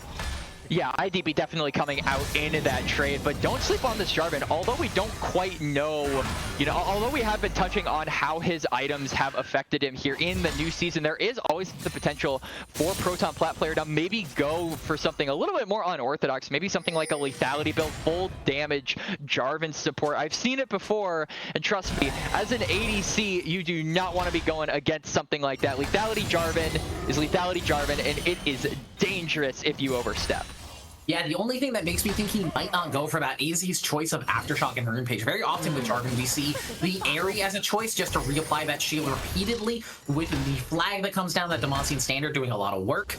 But he's opted for the Aftershock, which is telling me at the very least that he wants to frontline. Oh, Yeet Low. Yoshi getting very low, has that shield for himself. Yeetloaf gonna try and get the kill, but gets pulled away. Nice positioning on that grasp from Yoshi is gonna keep himself safe. Yep, Yoshi going to remain safe, but Nuffy's in a little bit of trouble. Has the flap. He will be able to walk away, but nice knockup from Kirov. The positioning on that cube, perfect. Zhao PP trying to just get a little bit of extra damage down, but won't do anything into that Scion shield. And a great gank from Kirov. Just a bit of misposition from Nuffy's and not burning that flash. Yeah, Nuffy's not burning the flash. A good chain CC coming out there from Khan's jungle mid duo. And right, this was the question that we had. How well can this Lee Sin protect his carries? How well can he be there for the lanes that will really impact the late game and get Khan closer and closer to that 2-0 win that they want so badly? And yeah, it basically just came down to microseconds in that play. Kirov was just a little bit faster on the draw. Zhao PP, you can see he wanted to try and get a return, but didn't have the damage as he hasn't recalled yet. Yeah, now with the recall coming through from Kirov, he's going to be a lot healthier starting to clear these camps. No Bonnie Cinder completed yet, just a little bit of gold off that one. As Yeetloaf doing his Garen thing is just going to spin through the wave. He's got, you know, he's playing Garen. He's going to be happy doing this as trade actually going pretty long of here. As Yoshi's looking to take advantage of this Conqueror. Has level 6 now. Yeetloaf doesn't have level 6. He's going to force the flash and wave. Yoshi has the notes. Going to pull him into the death round. Yoshi has the level 6 advantage. Yeetloaf digs 6 at the last moment, but it's not fast enough. And now, nice 2-man knockup from Proton bot player in the bottom lane, but that's the Ezreal. He's just gonna dash away, but a nice solo kill find from Yoshi, who struggled a lot last game. Yeah, and Kirov spotting out the grubs being taken, but not able to do anything. I honestly am kind of questioning that a little bit. It felt like Unknown, like he has the ult available, he has the priority to maybe go for a play, try to collapse onto Zhao PP, but just opted not to. So at the end of the day, it is IDB going to get all 3 of those grubs, or rather 2 of the grubs. Yeah, they only did get 2, but it is still a threat to Khan nonetheless. Nice deadly flourish to get the root down, but Mosh gets the heal, so he's not going to be feeling too bad on this Proton. As Proton bot player, maybe in trouble, but with no knockup from Mosh, there's not a lot of engage to be had. As Zokias is just going to get that last shot onto Mosh to get the little bit of extra damage in, but we are also seeing the new skin here from Zhao PP. We were having discussions about this before the stream. Our disdain for the new Lee Sin Legendary, and especially the Divine Heaven Scale $200 chroma that they opted to create was a choice by Riot Games, but hey, we're not here to judge them. We're only here to judge their spectator client.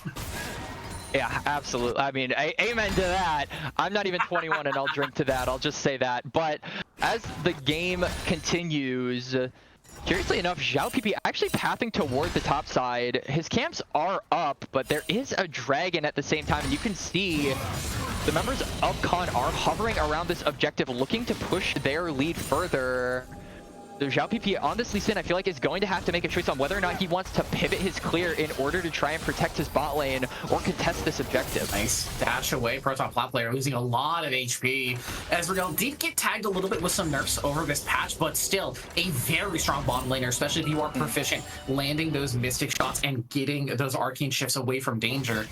Depending on how good all Gucci is feeling this game, I think we're going to see a very strong Ezreal, especially with that press the attack. And Yeetloaf and Yoshi are going to trade. Yeetloaf does have access to the monster. There's the ult in from Yoshi in the death run, but Yeetloaf getting very low. Those stolen stats are pretty good. Yoshi finds another solo kill. Zhao PP in the meantime tries to get the kick, but it doesn't do enough damage. Yoshi lives with a slender of HP, and now an lag is over here with the arcane, with the rushes.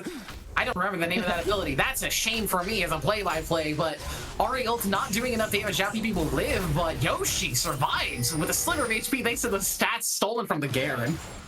Yeah, I mean, that Death Realm coming up at just the right time. You can see if you paid attention to the cooldown, it dinged during the fight. So instant turnaround there for Yoshi. Manages to get himself the 2nd kill of the game. And I feel like this Mordekaiser is a champion that is a little bit curious. In a draft where everything seems to fit around the mid and bot lane, both of the top laners are just sort of there to hit each other. But I feel like Mordekaiser being ahead, being an AP threat against not a ton of tanks, especially in the bottom side of IDB's comp, is really going to be a thorn in the side of this red team later on if they cannot find a way to deal with the magic damage and the tankiness of this all-important juggernaut in Yoshi, who is definitely looking for a redemption game after game 1. Yeah, I was about to say, Yoshi struggled a little bit in game 1 in the early game, managed to find some redemption in those late game plays, trying to make plays happen, but just wasn't enough in the end as IDB took that game 1 as Proton Plat player is getting out all Gucci, forced the flash out of him, traded for the Ignite, just a little early on that arcane shift from all Gucci, but too late to get away from that lag and drag. Curtain Call will not find any damage, though he has not managing to land those shots, but you did call it, Quacks. That Jarvan is looking for those lethality items. I assume that that's going to be the Umbral Blade first item for him, just to get a little bit more present to clearing out these wards. But yeah, the bottom lane is still fairly even. CS right now at a dead even, about 2 in the lead of Zokiaz, but it's not an amount that you're really gonna run home and start screaming about. Yeah, and now Dragon being started up by IDB. They have full control, I feel, over this objective. No ultimates coming out from Zokiaz or Proton Plat player, but curiously enough, they want to go for this fight despite that. And on the Mosh, there's the unstoppable force, a nice knock-up. There's Mom coming through. Does manage to find a ton of value, but Chow PP finds the damage on the Proton Plat. Up that kill. Manages to dash out as well. Some fancy footwork from the Lee Sin, but they lost a lot of HP. They're forced to try and sustain off of this Gromp, but in the meantime, the Dragon did not reset. Smite comes through. Kirov happy to take that one away. Yeah, at the end of the day, it is a Dragon for kill trade. I do like that IDB chose to go for the turn, but it felt like the positioning from Com was just a little bit better, especially from Kirov just completely surrounding them. Proton Plat player and Kirov were really pinching the members of IDB, which really put them in a tight spot. And at the end of the day, they managed to get a kill, but their health bars completely dissuade them from continuing further and trying to get that dragon. Yeah, it looks like the start of a decent fight for IDB, but as soon as Kirov got on that flank with the unstoppable force, it just felt like there was nothing doing for the members of the IDB. Just once that train comes through, it's painful. It hurts. Yeah, absolutely. I mean, they definitely have to be careful of the Scion ultimate later on in the game. This is such a good way to start up any team fight. And when you have follow-up like Cataclysm at your side as well, the engage coming out from this IDB, from this con squad rather, is nothing to scoff at. You have to pay respects to that. Hot player wants that flag. Dragon only finds the knockup on the Mosh, but there's the two-man Cataclysm. Focus is here! No flash, no arcane shift. Goodbye, Ezreal. A nice deadly flourish into 4th shot. Zokiaz picks up a double kill. And while we were saying that game number 1 was back and forth, a fight until the very end from both teams, this game is starting to become pretty commandingly in favor of Khan, because while they managed to get kills onto the bot lane, they also managed to get the grubs for now in their pockets. And they are looking solid here in game 2. They said game 1 was a fluke, and they're looking for redemption, Britty. Yeah, and especially with how well Khan played in the late game, macro-wise, playing around their side lanes. I'm curious to see now what they'll do with a lead in the early game now that they've got control over objectives. Their mid and bottom side both winning in isolation. Their top lane as well. They've got 3 winning lanes. They're feeling very comfortable about the state of the game currently. Yeah, absolutely. And this is giving... Oh, hang on, wait. Hits that Sonic Wave.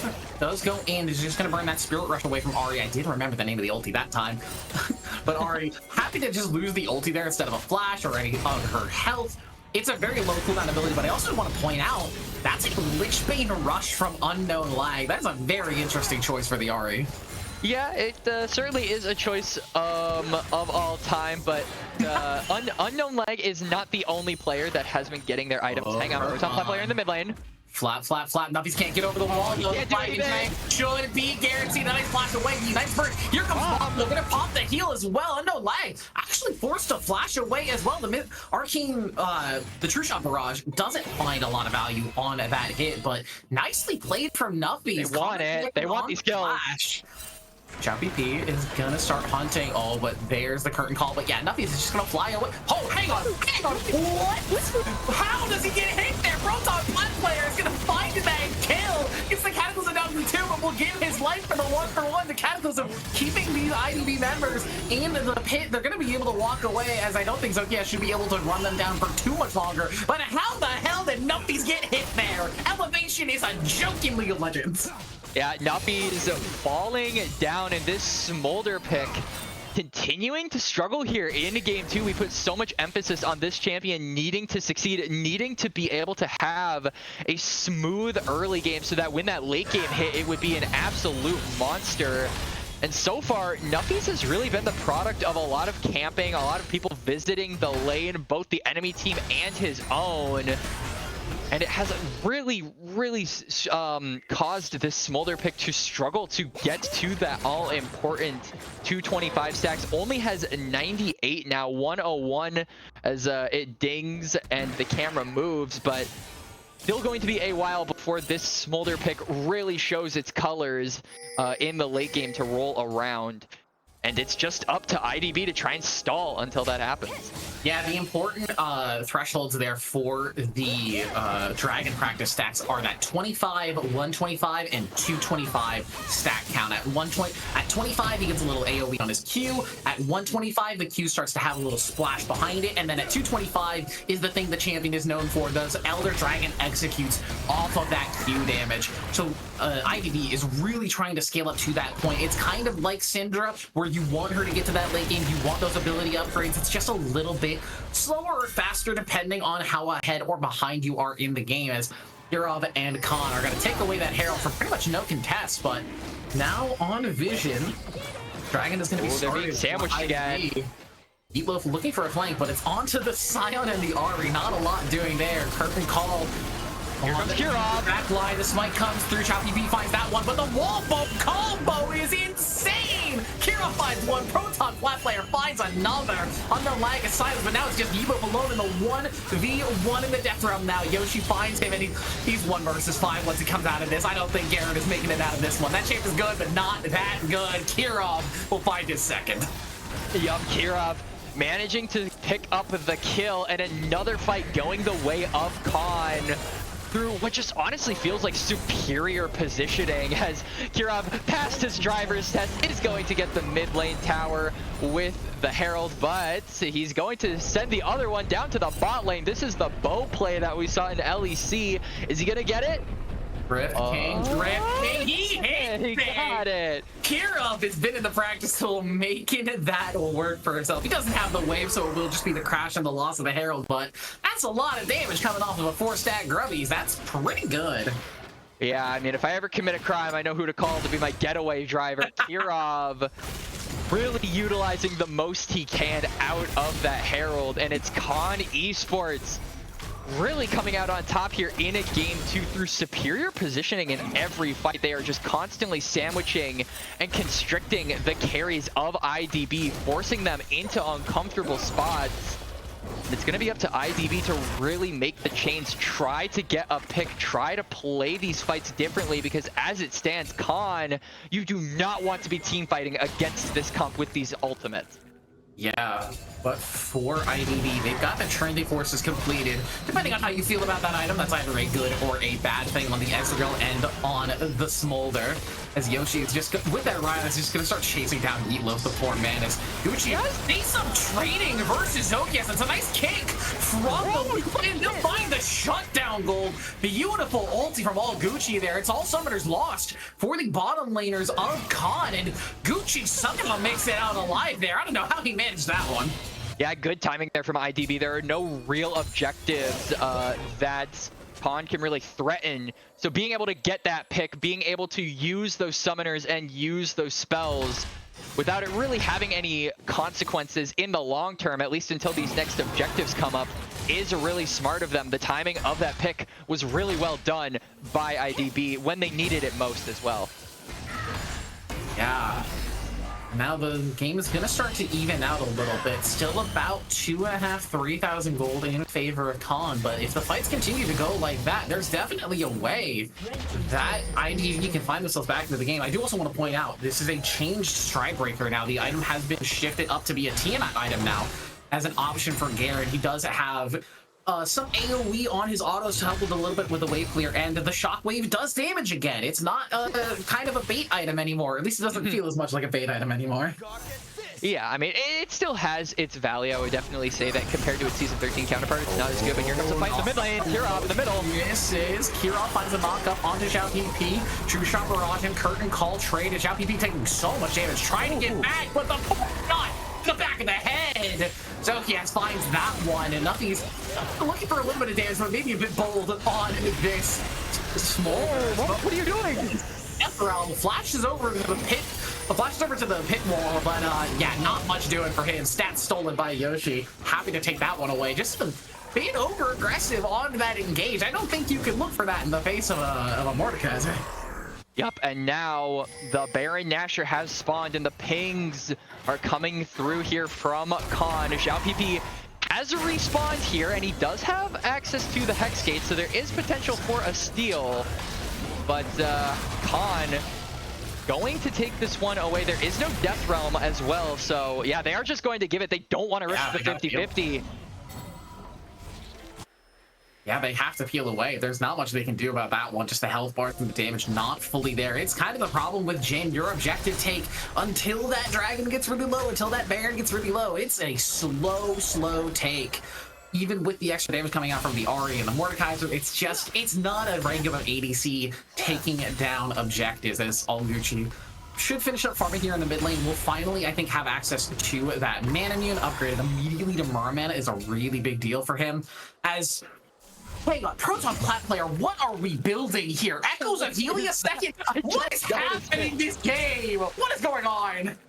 Yeah, you know, it's ultimate bravery here in the AEL. I think maybe a Proton player is going for, but crucially, I feel we didn't touch on it when he actually purchased it, but Nuffies on the Smolder has acquired the Trinity Force. So first item coming here for the mid laner of IDB.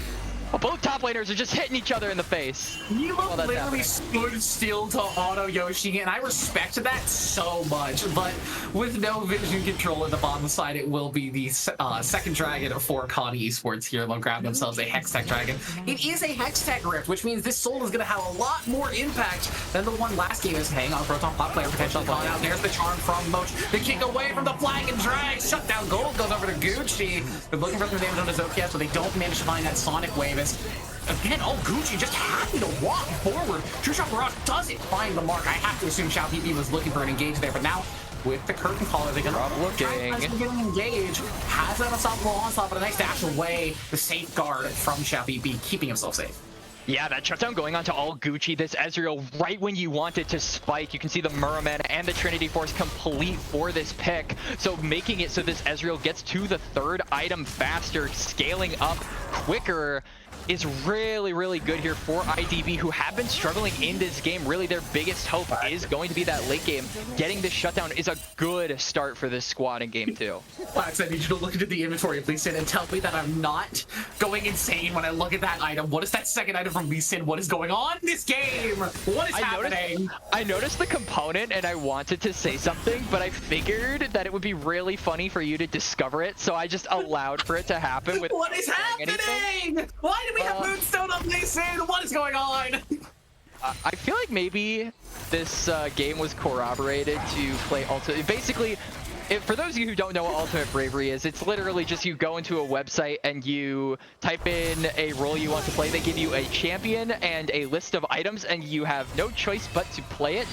I feel like we are teetering on the edge of maybe that being the case, as I can't really see much use for a Moonstone onto Lee Sin unless you really think that Safeguard is that important. I have seen this in ARAM where Lee Sins will take Airy and will go full shield and heal power, but they're usually going W max, and Lee Sin also has buffed shielding in ARAM, so you get some actually decent sized shields on the pick. But this is a normal Summoner's Rift Lee Sin. unless we really think that the green pet needs a bigger shield and that Lee Sin is like, his job in this game is protecting the Smolder and the Ezreal, which, I mean, I guess, but at the same time, I feel like just getting an item to keep himself alive longer, like a Scare Axe or a Death Dance or a Sunder Sky, like we were talking about in Champ Select, still be a better choice, right? Like, surely. I feel like it's, at the most, I feel like it's ill-timed, simply because this Smolder is so far behind, doesn't even have 2 items yet. This champion has really been suffering here in game 2, but really is the catalyst for success for IDB. Heatloaf in a little bit of trouble on the top lane. Euron gets a fully charged knockup there, but it is still the Garen. The Demasian Injustice comes down. Heatloaf doing his best Adam cosplay in the 1v3, trades 1 for 1. Yup, and the roles are reversed here in the top lane. Yoshi really struggling to find his footing in game 1, and Heatloaf really being the dominant one of the laning phase. And in this case, in game 2, it feels like the roles are reversed. It's Heatloaf having a little bit of a tougher time against Yoshi, but this Garen is still useful. The burst is always going to come in handy when you need to use it on these squishier targets. And with this Jarvan indexing into lethality and then random items for all I care, that is still going to do a lot of damage. I can kind of see the value from Ekos. He's trying to pair it up with the Solstice Slay, so he gets like the 120 heal proc and then the extra Echoes shards on top of that.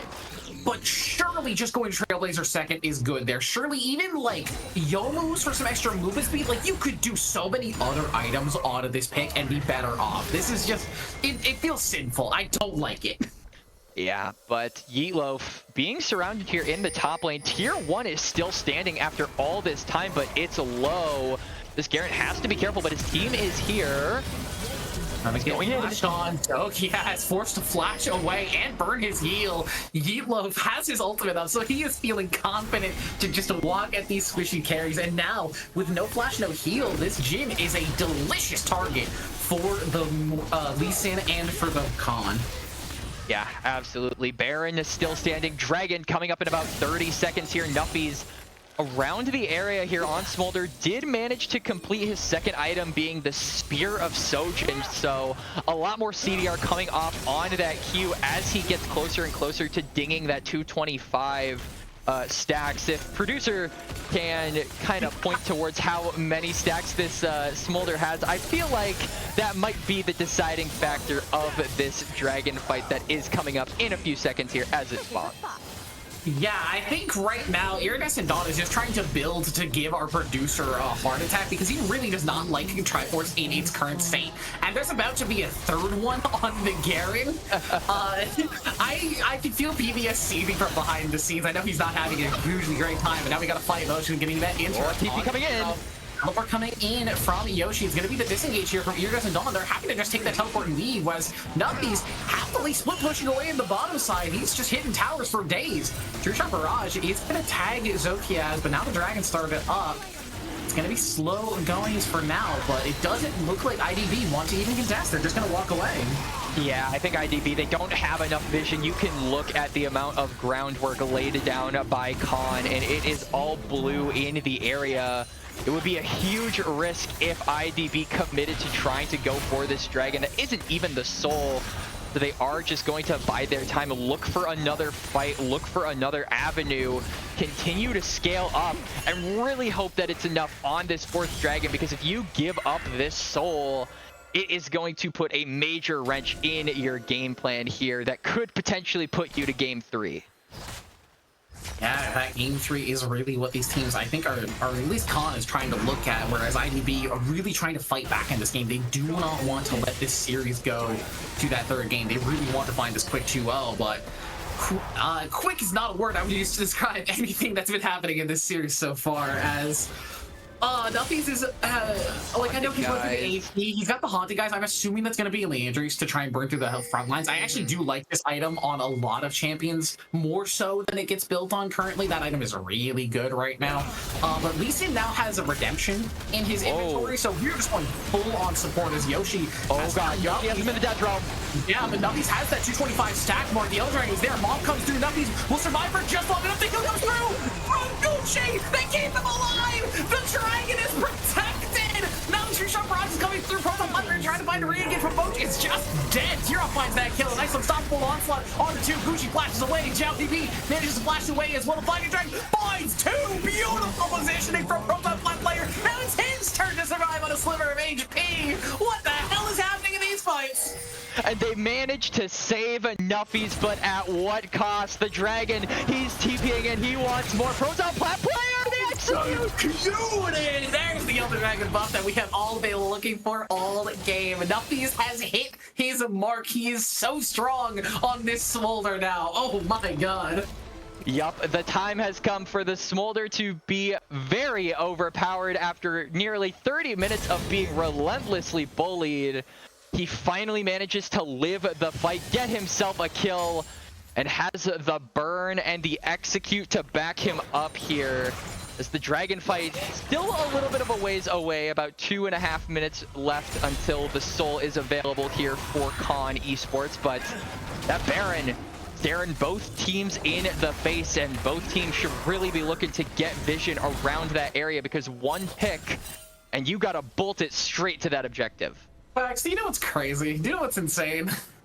If Lee Sin didn't have all that healing shield power, if he didn't have both the Moonstone and the Redemptions, Nuffies is dead in that fight, and that's fully in favor of Con Esports.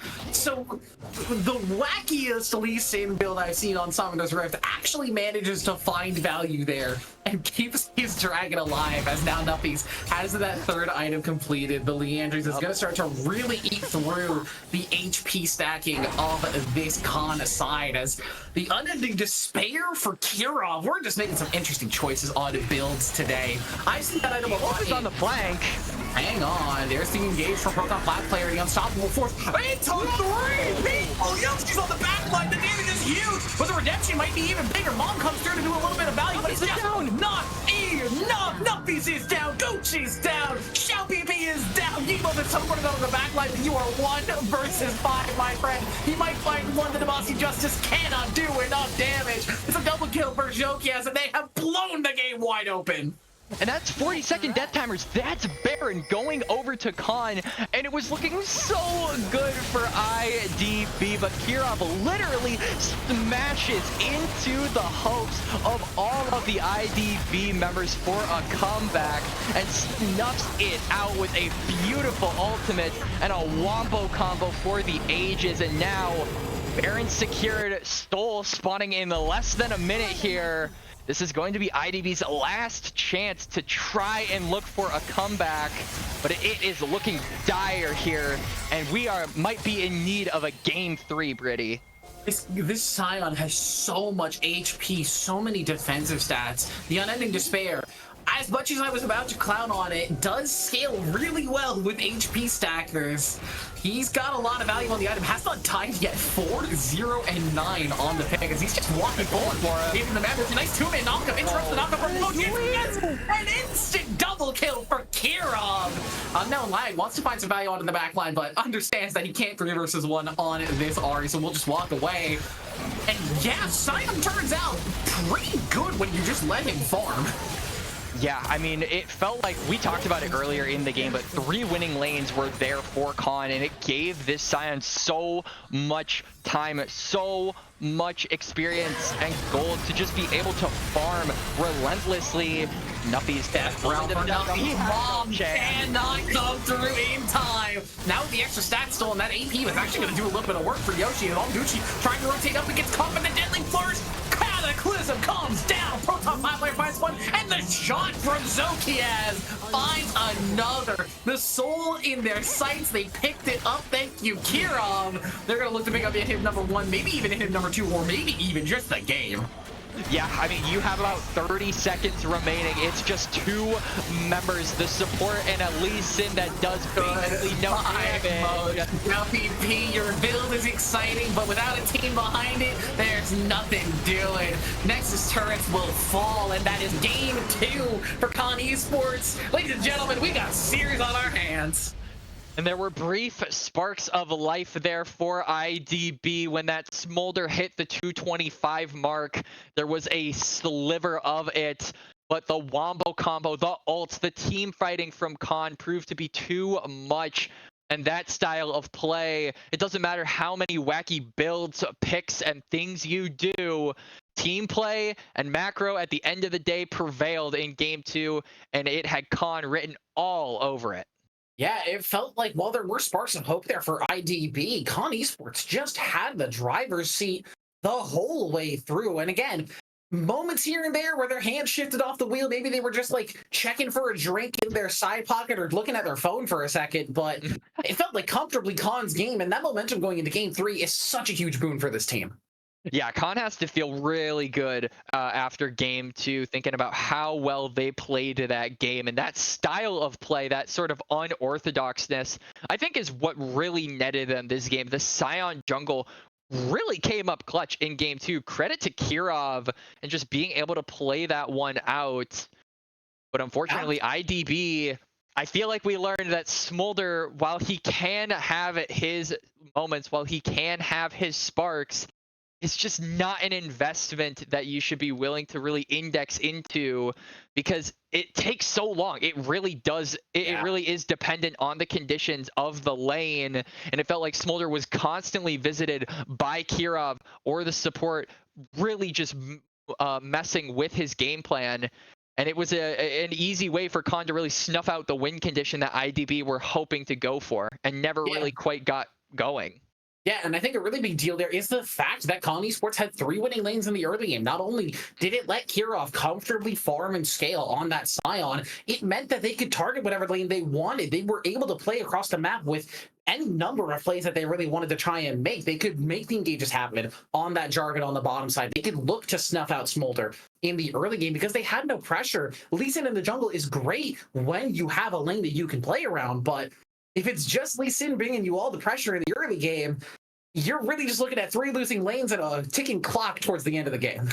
Yeah, not only was the Lee Sin really just the only thing going for them early on, but that Lee Sin pivoting toward that support build was really questionable. I felt like that Lee Sin could have been a lot more useful if you had simply played for jungle, tried to really get this to be Kirov's bane of existence with the Sundered Sky and having so much pen built into the items and the champion as a whole. But they really just wanted to play for the Smolder, and it didn't pay off.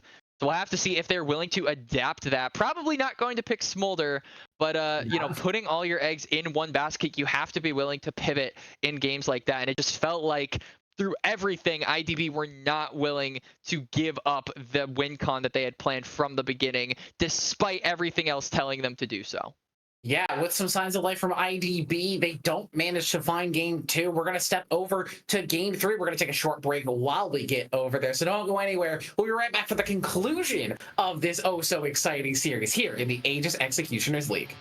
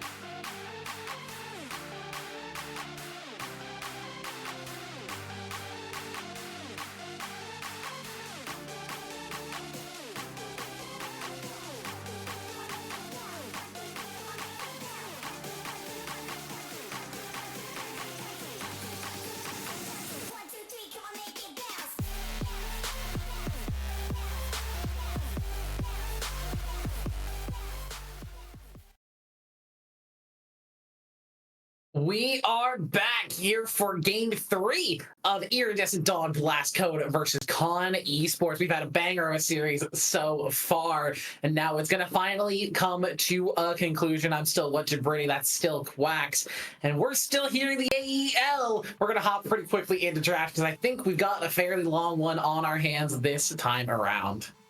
Yeah, absolutely. I mean, we are still going off of the Raffle files, and so the game finishing around 30 minutes afterwards, I think, is going to be indicative of another scrap, which is something that both of these teams have really been looking forward to. I would say in game 2, it was obviously much more one-sided when it came to that scrappiness, but game 1 was just a scrap fest for 40-some minutes, and those were the games that I think both of these teams are used to playing, and I wouldn't be surprised if we see that here in game 3 as we are rushing through the bans. Sion, Nico, Lilia taken off the board by IDB, and Khan going to take away that Karma, not letting Nuffies on that pick again, as well as the Senna Vera. So paying tribute to the bot lane of IDB, making sure that they can't get their comfort picks and champions they've shown proficiency on.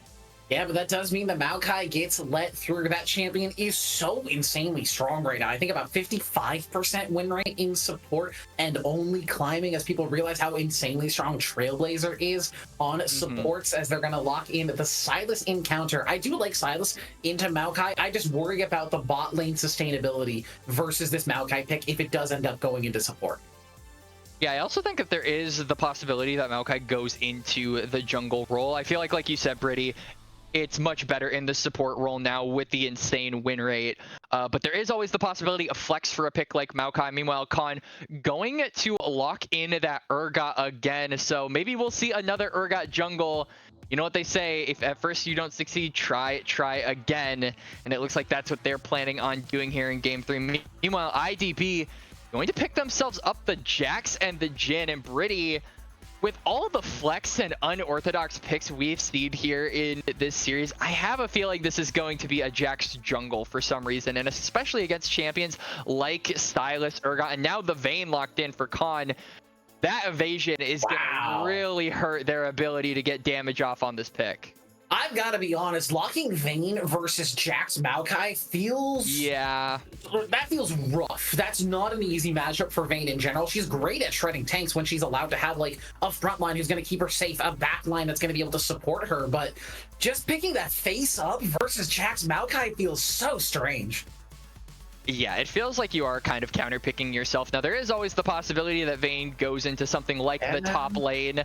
I really have to keep myself open to flex picks here because both of these teams have proven that they can play weird and wacky stuff when the time calls for it. And in an all-important game 3, when unorthodox picks are potentially needed the most, I think that that's a possibility, but I think Vayne will probably stick to the AD role as it is Ornn coming in for Khan, giving them a lot of late game insurance when those ornaments eventually get unlocked at level 13.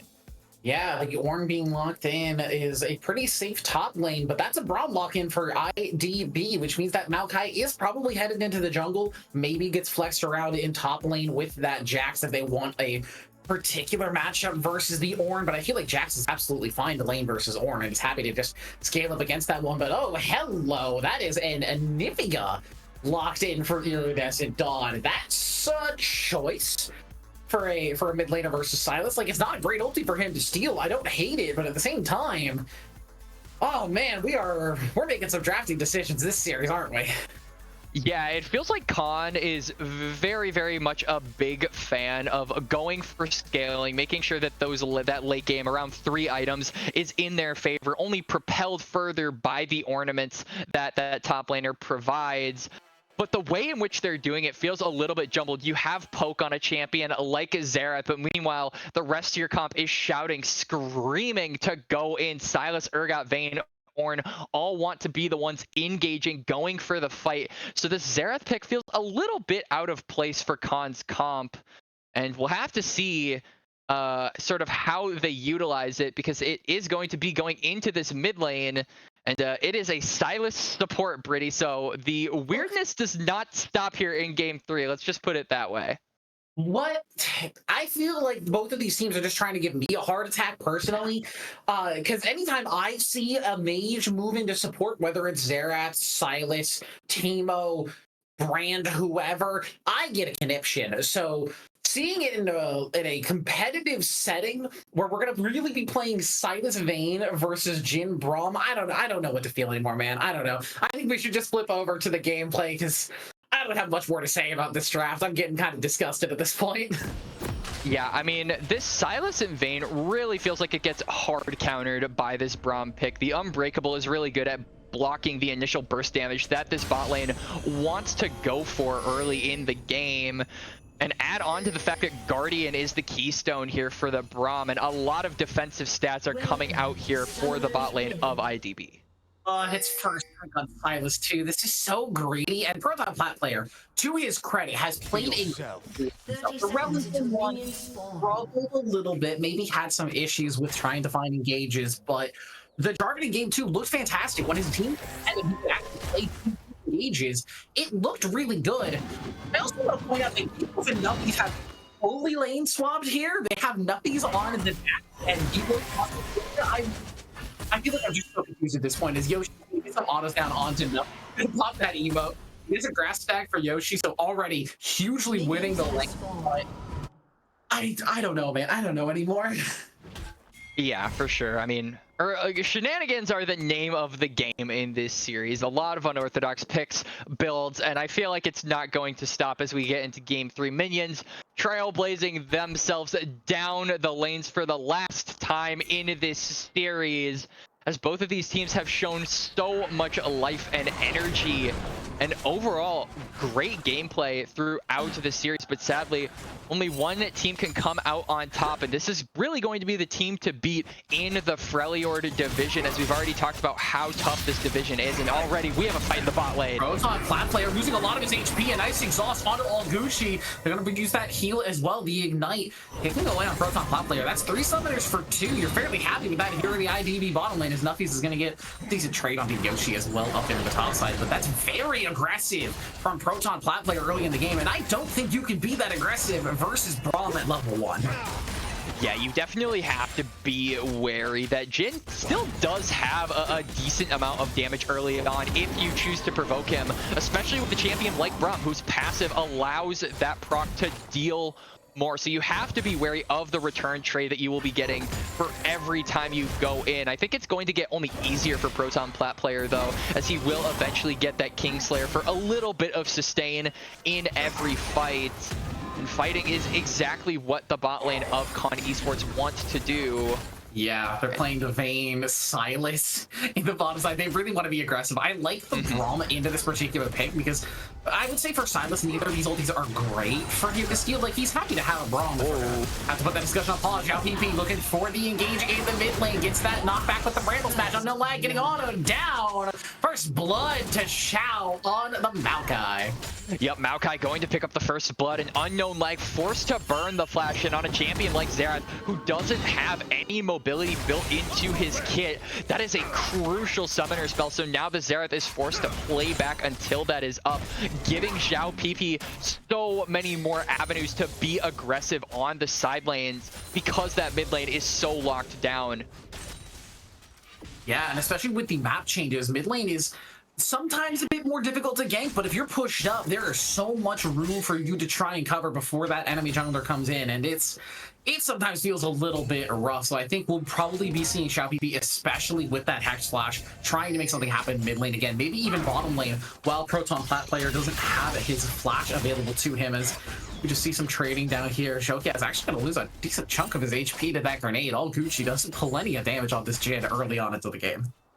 Yep, and now they're forced to push up another wave, so this could be the chance that maybe all Gucci and Mochi want to look for. Ignite is coming off of cooldown. They could look to potentially be aggressive onto Zokiaz and burn that flash off the Vayne, but the window is fast approaching and fast closing, as the Grub's also going to spawn in about 45 seconds here, and Xiao PP wants to make sure he's there for that as well. Yeah, with the aggression coming through from these lanes, I like at the very least that neither of these drafts have 3 losing lanes, so for sure we're going to be seeing a lot of action in the early game and potentially some back and forth, and it's not just, oh hey, the Scion jungle gets to free farm and take over the game when he gets to 1,000 stacks. It should actually be a little bit competitive in the early and mid game here. And we talked about the Hex Flash. You can see Zhao PP maybe looking for something onto Unknown Leg. He's in the pit, but he's getting surrounded. Yeah, Kira was in the area. They are going to spawn him out now. Nice stun from Unknown Leg. That's just going to be a dead Maokai. No flash available to him. Kira will find that one and feel happy doing so.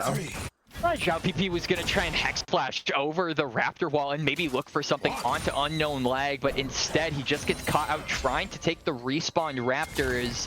And now this gives Kirov the opportunity to maybe look for a grub or two with the mid priority that the jungler being dead has generated. That's also a serrated Dirk in the inventory of Kirov. This is not the same kind of build that we were going to be seeing from game 1, where he's playing a little bit more bruiser. This is a aggressive build. Nuffies looking for an engage onto Kirov. The call to Forge God is there from Yoshi. It goes absolutely wide. Where the hell was he aiming that one? But it's still a flash away from Kirov. So, you know, we'll take those here on the side of IDB. But wow, what an interaction there. They did pick up one grub, and it looks like Xiao VP is going to try and pick up at least one for himself, maybe two.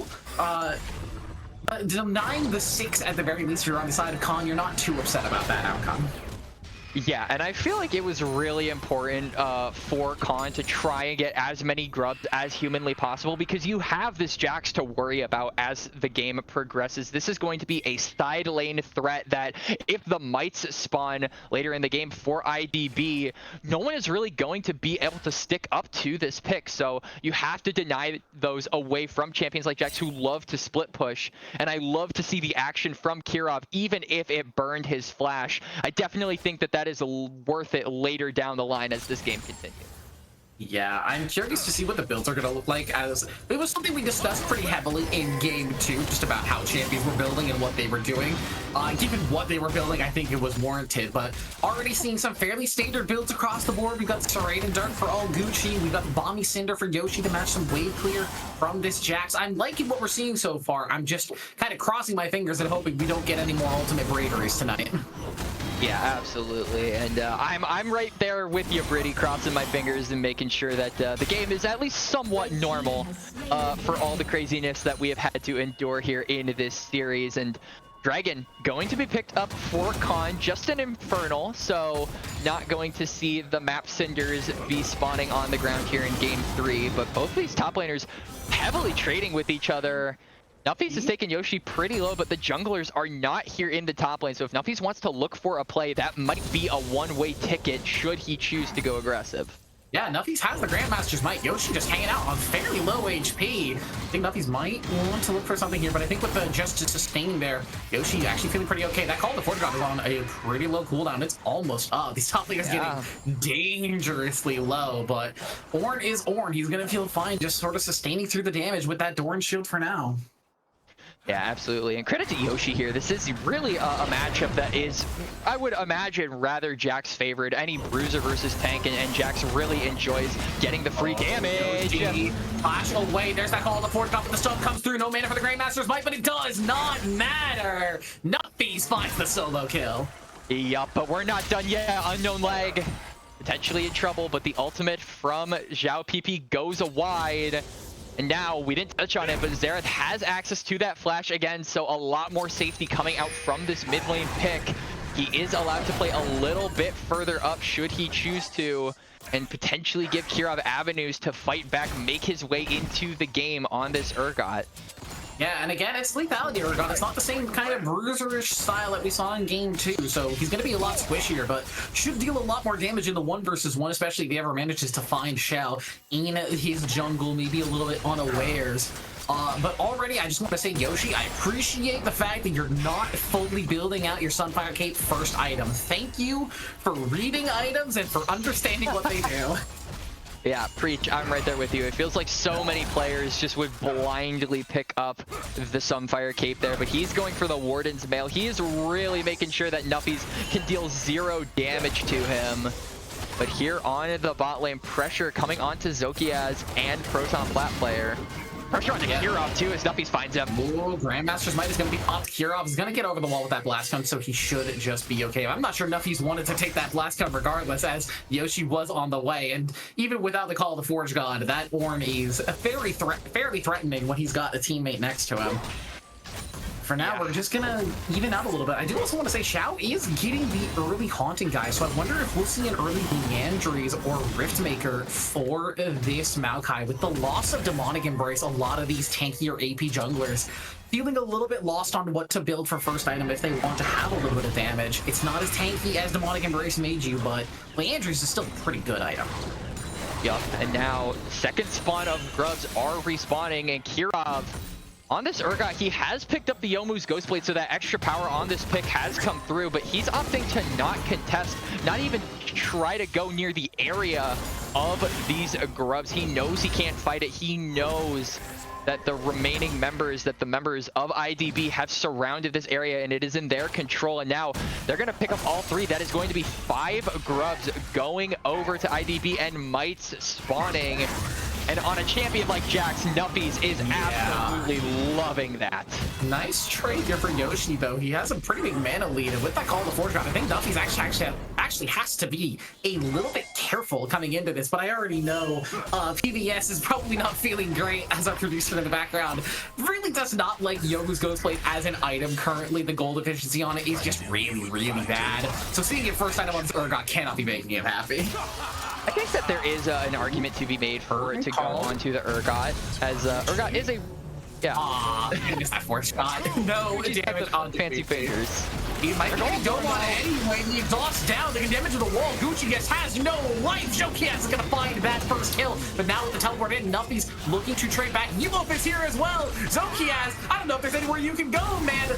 The Blizzard is going to be down there for a little bit of a slow, but actually he might be able to get out. He's killing Yoshi. Yeah, Jokipi in the meantime on the top side is just trading heavily with Yoshi. Yoshi is losing all of his HP in the meantime. Bottom side, Yulop found Jokias. Jokipi finds Yoshi, and IDB strike back hard. Yeah, IDB across the board managed to get kills. And Dragon coming up in about 20 seconds here. They'll be able to place down wards, establish vision, and really make this bot side river their own. But they do have to reset. They have a lot of gold sitting on them, and they have to make sure they spend that before going for this fight. Otherwise, that lead could be null the moment it was gotten there for IDB. Yeah, now with the Jax having 2 kills in his inventory, he's close to finishing out that Triforce. He's going to be feeling very strong. This is a powerful Jax, and he's, I think, doing the correct thing here, not wasting more time farming up topside, trying to match up against the Ornn, but just looking to rotate his lead towards the objectives, trying to pick up this Dragon for his team. And as we got an Ocean Soul Rift for this game 3, I do also want to point out, I thought for sure Jax was a lot closer in CS, but as I look at it now, that's a 20 CS lead for the Ornn in the top lane. Yeah, and I mean, this is really good. Trying to get this Ornn as to 13 as quickly as possible is exactly what Con Esports want. The scaling on this comp is nothing to scoff at. So while this game is firmly in control of IDB, you can never underestimate the power of the ornaments and the power of a good comeback story should Con choose to get any kind of advantage later on in this game. Yeah, this is feeling very reminiscent of game 1, where Con Esports were a little bit behind in terms of gold. Their top lane starting to fall behind, but Yoshi is not on the Fiora this game. He's not going to be able to just split push the game away. He's playing Ornn. He's on a team fight champion as right in the Arcane, and the Glacial Fissure, everything engaging on the bot side. Moch taking plenty of damage, but a nice stand behind to dodge out that last shot. But Zokia still wants to let that engage go. Nice tanking up from the silence, but it's just going to be his life. Going to take that third or not. The 4th shot, a nice sidestep on that one. But Xiao PP finds his 3rd kill, and the counter engage from bottom side, just better for IDB. This Maokai has really been a staple in this game 3. IDB have gotten a lot of advantages accrued by this pickup here. And it is going to start dealing a lot of damage. Haunting guys in inventory. Leandries is really only a few gold away. In fact, I think once Xiao PP goes for the recall, he'll probably have it. And those saplings are going to start to hurt. Going for those dragons, walking through this ocean map with these, bigger bushes. And these saplings dealing so much damage is going to be difficult for Con as this game continues on. Going through there, it's going to be like walking through a minefield.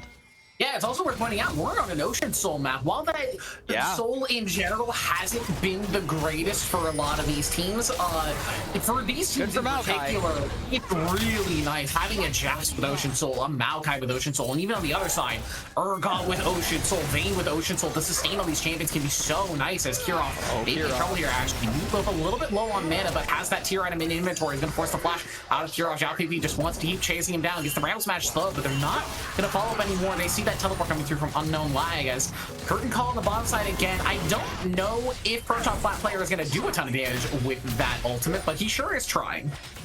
Yep, you know, A for effort there as as a Rift Herald has made its way onto the Rift for about a minute here, and both teams potentially looking to go for this as both mid towers are still standing here, and taking either of those would be huge for the team. Right, the Arcane. Puts his shield up towards the Xerath. I don't know if that exactly works like that, but I like the attempt there. I'm fairly certain it does because it just depends on the champion's direction where the damage is coming from. So it works like Karthus, so it works on Xerath. Yeah, so Motion gets a little bit of blocking in there. I also like all Gucci has that hubris completed and in inventory. No kills just yet to speak of, so no stacks for him. But the item value in general on that item is so high, and already I think PBS happy and smiling looking at the items in inventory this game around. Yeah, I mean, Hubris is just such a gold-efficient item. We talk about it a lot as kind of the better Youmuu's Ghostblade this time around. The Mage Ice for AD champions, the amount of efficiency that you get and the amount of damage you receive buying it is huge. Yeah, Nuffy's potentially going to solo champions on Yoshi. Grandmaster's Might flashes forward, executes him down, but it's just to trade his life in response. Kirov in the right place at the right time with the fear beyond death. I like the look from Nuppies, I like the aggression, but a good punish from Kirov. Yeah, Kirov at the right place at the right time manages to pick up the kill, and that's 2 kills going on to this Urgot jungle. Kirov really is gonna have to be the player, I feel, to step up for Con Esports until the rest of his team can scale. This Urgot is really gonna have to lead the charge in a lot of these fights, but how can you lead the charge being so squishy on this pick? Going for full lethality, you sacrifice a lot of survivability, and against champions like Maokai who are building Liandry's, health is very, very important. Yep, right with the Arcane there in the mid lane just to do a little bit of damage to Yeetloaf. They popped that Xerath shield, so, you know, big value there. But I know in the draft you were mentioning Xerath feeling a little bit out of place in this draft. I like the attempt that Con Esports has been looking for with him, just trying to get that roaming value in the bottom side. But I don't know if the Vayne Silas is really the lane to be roaming for. As Proton Flat Player does have that Glacial Fissure in inventory. Kirov going to clear out a ward there away from Motion. It's just these teams arguing over this third dragon. Both teams want to get closer to that soul stack. As Nuppies has rotated down, again, he's here for the plays. Yoshi's has teleport, but it's just too little too late. This dragon will be going over to IDB. They'll pick up their second and start that soul stack. Yep, soul stacking acquired for IDB, but they do trade their top lane tower for it. Yoshi now going to be able to sort of break the cycle of being stuck in the top lane of this game, try to roam with the team, and that's really good timing, I think, for Con, especially now because he is level 12. He's only 1 level away from being able to unlock ornaments for his team and really make an impact with those items and get them to scale. And yeah, this is really when I feel Con's game plan can come online without it being super big for IDB, as they aren't on a soul point. So the scaling for IDB has not reached a level of danger for Con, but Con are certainly getting to that danger level with this Ornn being able to roam around the map. Yeah, he does have that Frozen Heart completed with the components that he's got in inventory. I'm assuming he's going to go for Jackshow second to try and get that item upgraded before he finishes out a Sunfire Keep, as Yeetloaf actually going to get condemned here. Zokia's doing plenty of damage, getting stunned under tower. He stepped up too far. Yeetloaf finds the solo kill as Kirov zoning off 2 members here. Yoshi, they're surrounded. Does not go anywhere, but they are stuck between a rock, a hard place, and 2 other towers. Fear Beyond Death is going to land on the Xiao PP. They're going to look for some extra damage on it to this Maokai. He's got the flash, but he's going to be able to walk away. Fear Beyond Death has now gone off. So there's no more execute. Proton Flat Player has rotated, and so has Moj. Unfortunately, Xiao PP walking through tower is not going to be able to find anything, but it's a 1-for-1 so far, as Nuppies finds 1 kill. He's looking for a little bit more value. Proton Flat Player Player pops that Grandmaster's Unknown Lag is in back. with it. Unknown Lag over the wall, looking for some damage. Moch has to flash away. Nuppies gets the stun on the Kirov. It's a squishy. Urgon, can he find the kill? But no mana! But it's get kicked up. All Gucci will find that kill, but it's a 1-for-1 again. Nuppies going down, and now Unknown Lag zoning off all Gucci, forced to go to tower and feed that kill over to Kirov. Suddenly, the Urgon has 4 kills, and he is feeling fine.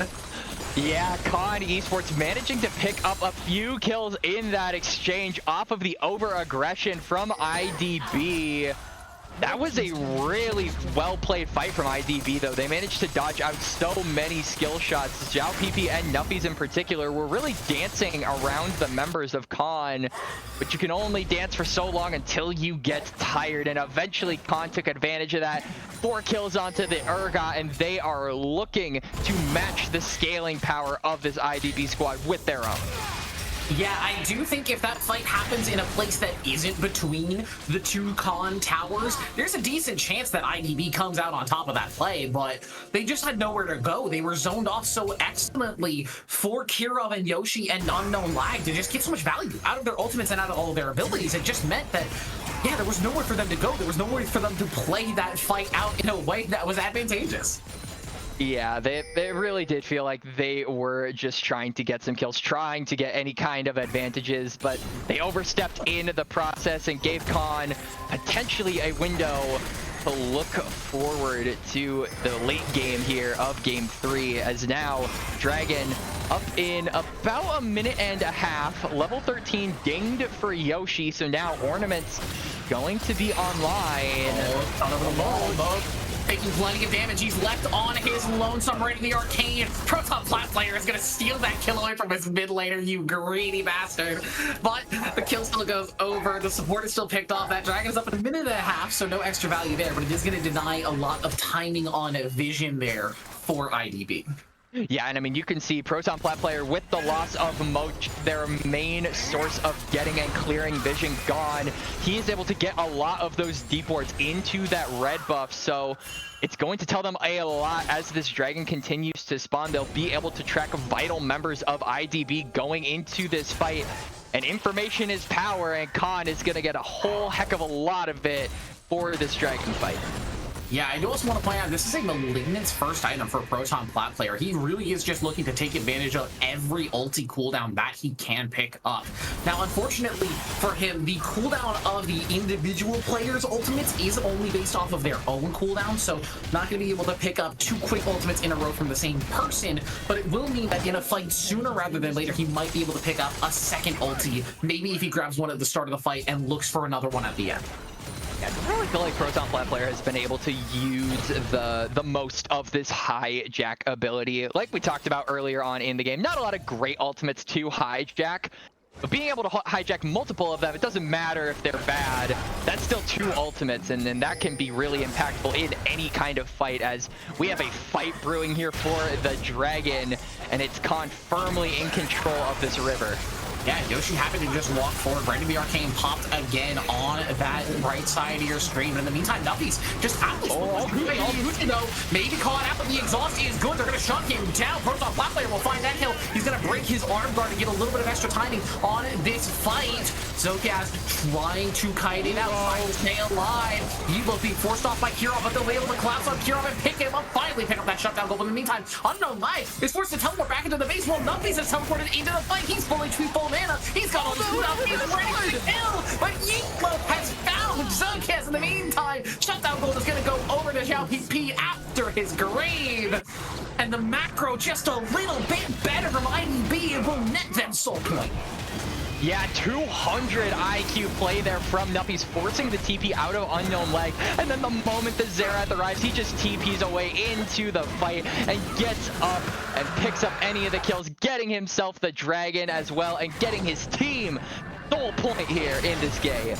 Yeah, great call from Nuffies and the rest of IDB saying, hey, I'm split pushing away in the top side. I'm gonna get this tower, and until someone comes to stop me, I'm just gonna stay up here. And as soon as that teleport was started by Xerath, instantly into the fight, instantly making sure that things turn around. And with the loss of Xerath, that's a big damage component for this Con Esports roster. It's like we were talking about, a lot of the dive being there, but without a lot of extra damage from Xerath to follow up, it's got a lot less value. So without him in the fight, they really do lose a lot of damage.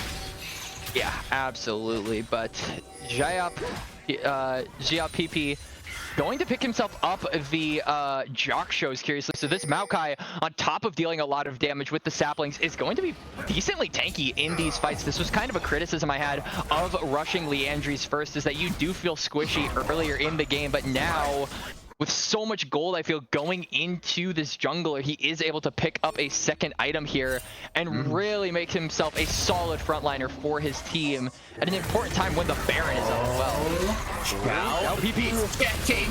I don't think that Unknown Lag had him on his stream. Was looking a little bit too far away. It's all Gucci with the curtain call. Gonna pick up that kill. Proton flat player forced to dash away, but I think Nuffy should just be able to chase him down and get those last autos down. Grab that kill. But in the meantime, what are you doing? Aegis got caught. Oh, Gucci finds another. The hubris is starting to stack up for him.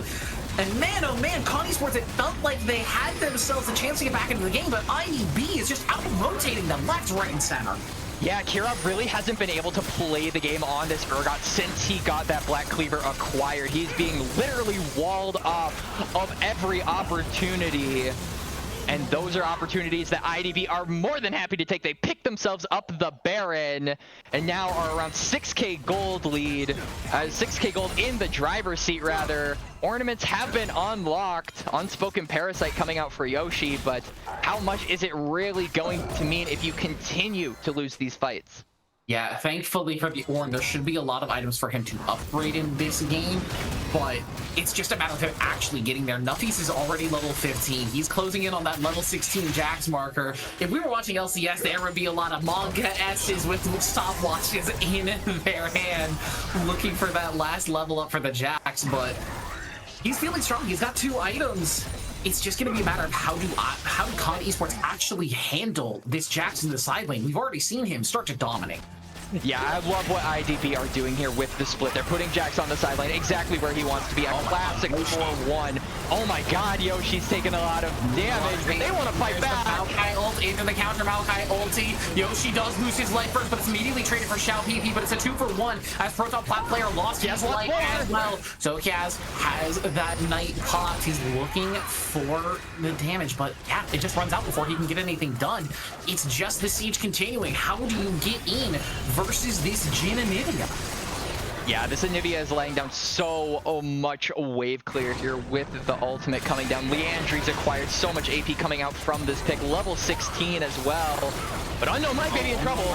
There's the egg pop. Finally, Yeetlove will lose that passive, but it's just the passive. They don't have enough damage. Moch will get sniped from the side. The fear beyond death from Kirov. A nice pickup, but it's just the support. And if you lose your support, but you get a couple of extra towers on the side, I think you're pretty happy with that for IDB. Yeah, Nuffy is, though, denied from taking the tower in the bot lane. Kirov with the shotgun knees. That's an old meme for all you old heads out there. Coming in clutch. I mean, yeah, it is a pretty old meme. Urgot was reworked, what, like 5 years ago? Longer than that, it feels. Yeah, probably longer than that. I feel old now. Why would you hurt me like this? Me too, and I'm only 20 years old. It hurts pretty. I'm right there with you. Yeah, unfortunately, time continues to pass on. Yeah, the shotgun knee is doing a lot of work in wave clear, especially with the extra AD that he's got off that Youmuu's and Black Cleaver. And we're starting to get the Ornn items in. Vayne now has that Seething Sorrow, that Ginsu's Rageblade upgrade, which is going to provide a lot of value with the Blade of the Ruined King, but it's still just a 2-item Vayne at 30 minutes. It's not the spot where you want your hyper carry to be. Yeah, I mean, Zokiaz really was kind of the champion that would provide the damage for this engage comp onto Khan, and the damage has just really not been present on this pick, has constantly gotten picked off. All the board got a big block from Moch, gonna deny it. Glacial Fissure across the whole team as well. There's the Malkails and the counter Malkails from profile plat player, but Numpy's in the front line. Hang on, 1 versus 5, maybe a little bit too aggressive. Has to flash away. The Raid of the Arcade trying to do a lot of damage to him. He's got the counter strike. He's staying alive. The Fear Beyond Death is going to find one with all Gucci trades it back immediately. Xiao VP is getting picked up. Kirov flies as well. Xiao trying to be in the front line, but Numpy's shuts him down. And Jax enters an evasive stance and picks up the vein. And Zokiaz, he could see the cheers, the screams, the highlights coming for that play. Uzi was calling his name. Gosu was whispering in his ear, but unfortunately, he was not able to make the play happen. And instead, it is IDB all the way, picking up this soul. And now, still 6K gold ahead. They are looking firmly in the driver's seat here in Game 3. How do you deal with this, Jax? 3 items now. The Shojin completed alongside that Sundered Sky and Triforce. Now with an Ocean Soul to make sure that he can sustain in silence forever. Genuinely, I am asking, who can handle Nuffies on the side lane? Because I think the answer is no one. Maybe not even 2 combined people on the con team. Yeah, I mean, on the sidelines, I feel like this Jax is an absolute menace, but in team fights, I feel like it is a different story. There is potential for this Jax to go down. Nuffies was so close to being axed in that fight. A few more autos, I think, from Zokiaz probably would have done it, but unfortunately, they were not able to find those. This Jax is tough. He's not immortal, but it is a very big ask from Khan now with the soul acquired. The Baron coming up in about a minute, in this lead that IDB have accrued, continuing to balloon and grow minutes by minute. Yeah, there are upgrades available to give. We've got that Rabadons for Unknown Lag. We've got Yomus for Kirov. But how do you deal with the 4-item Anivia? How are you going to work to get into that Jin who's rounding out 3.5 items, looking to get that LDR as a 4th finished item? But for now, it feels so tough. Yoshi's going to upgrade that death cap, so Unknown Lag, if he's allowed some space in these team fights, is going to do a lot of damage. He's got a lot of AP in his inventory, but the members of IDB have just not been giving Unknown Lag the space. Yeah, especially now, Xiao PP has the flashback available, so if he would choose to, he can simply just flash W onto Unknown Lag, who doesn't have flash himself, and that Xerath is as good as dead, so you have to be really cautious with this summoner spell being down on a champion like Xerath. And now, Baron is in the eyes of IDB, and I don't think Khan are even going to try to contest it here. They can maybe try and get some vision, maybe a Xerath snipe, but that is basically the best that they can do. There is just no way for Kirov to get in this area, but he's gonna try anyway. Yeah, he's gonna pick up those traps, but now walled in! Walls on the whole side! There's nowhere for him to go! No! Beautiful modified modes just to make sure, and the snipe from downtown for all Gucci! Oh, that felt a little too close for comfort, but it's a nice smite from Xiao PP to guarantee the Baron. Now with Baron and Ocean Soul, a 9,000 gold lead into their pockets. It feels like it's all over but the Nexus for IDB. It was a hard-fought series. It has been a hard-fought series. Con Esports striking back heavily in Game 2, but it feels like unless a disaster happens, IDB should just be taking this one home. Yeah, but Nuffy's just sitting in the bot lane. He knows that his team has got the push. He has TP if he needs to use it, but Yoshi being engaged on the Bramble Smash is going to knock him back. I don't know if the Ornith the person they want to be engaging on. Nice positioning, but the stun denies it regardless. Yoshi trying to outplay the Braum wall, but still gets denied regardless. That feels so bad for the Ornn. Yeah, and I mean, now the Anivia is, it really just feels like the wave clear from Con Esports is what's keeping them alive here. Despite the fact that they have champions like Anivia being able to clear waves out quickly, you're also having to deal with champions like Xerath, the 3-item Xerath with so much AP in inventory, and things like Ornn, who are able to take so much punish. You have to find ways, not just A-ramming to finish this game, because brute forcing could have disastrous consequences, but they're going to go for it anyway, and I think that they might be just might be able to. Taking a lot of damage. Nuffy's on the front line. He's gonna find a nice 2 minutes off that player. Gonna lose a lot of his HP. All Gucci though with that Ocean Soul is gonna sustain out of the range of beyond death, but Shouty P gets picked up. Zokiaz don't need to do vain things on that front line. He's gonna be able to dash away, but not far enough. He's exhausted. He picks up 1 kill, but gets picked up. Zokiaz finds his second of the fight. It's big shutdown gold for the Vayne, and a bit of a disaster from IDB, just trying to brute force a bit too much. You said it yourself, Quacks. You cannot front door versus this composition.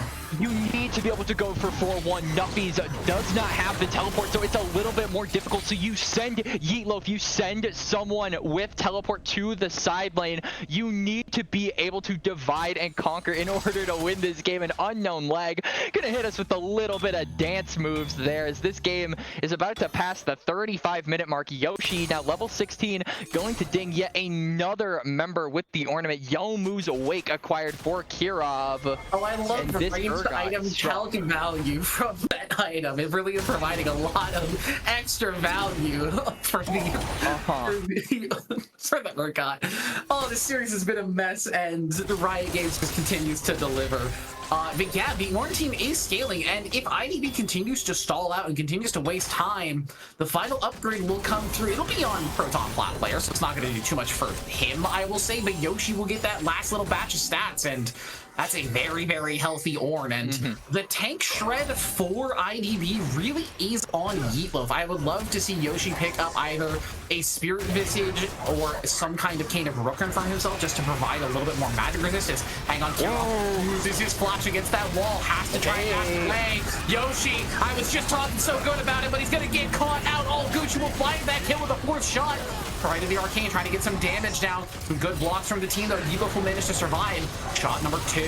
Shot number 3, still holding on, still waiting. There's number 4. Kiro takes a chunk of his HP through that Stair Shield as well. So he has tried to get value out of that Night Hunter on the ultimate from Vayne, but just couldn't find it. Now the Elder Dragon started up for IDB. They're going in. And forward, gonna pop that Zhonya's, keep himself safe away from that Counter-Strike. Kirov still very low on his Urgot, doesn't have the sustain. He hasn't gone to yet and farmed up. Yeetloaf gonna try and get in on the Kirov's trying to get into the pit for the swipe, and no! Gucci goes godlike and picks him up. The swipe comes through for Xiaoyu B on the Elder Dragon, and with no jungler, with no top laner for 10 more seconds, you have to feel like IDB has to find a way to end the game at this point. Yeah, IDB with all the buffs you could ask for to end the game. Finally, after 36 and a half minutes, they are marching it down. They have the supers in tow, and they are not messing around. They don't want the KDA stat pads. They just want the game and the series ready. First Nexus turret goes down. Yoshi walking forward, but you are against an Elder Dragon, my friend. Yeetloaf goes legendary. Deathless on the Nibby. That's a double kill for himself without Leandrin's burn. Zokiaz trying to do some work inside the base, but you are 2 versus 5, my friend. Gucci will go legendary. Zokiaz tries to be Uzi, but he is just easy pickups for IDB as they'll take down the Nexus and pick up Game 3 and the series. IDB over Khan. IDB, they looked a little shaky after game 2. We were talking about the momentum that Khan could ride after that second game. But IDB, they put a full stop to that. They come back, and they come back swinging. And it is off the back of Nuffies, who managed to be such a menace in the side lane, generate so much priority and so much power to the team. And yeah, just simply through objectives and patience and team play, they managed to take the series and really firmly place themselves in as the team to be in the Freljord division, a division that has already been coined as probably the group of death here in the AEL. So a big title for this team to bestow.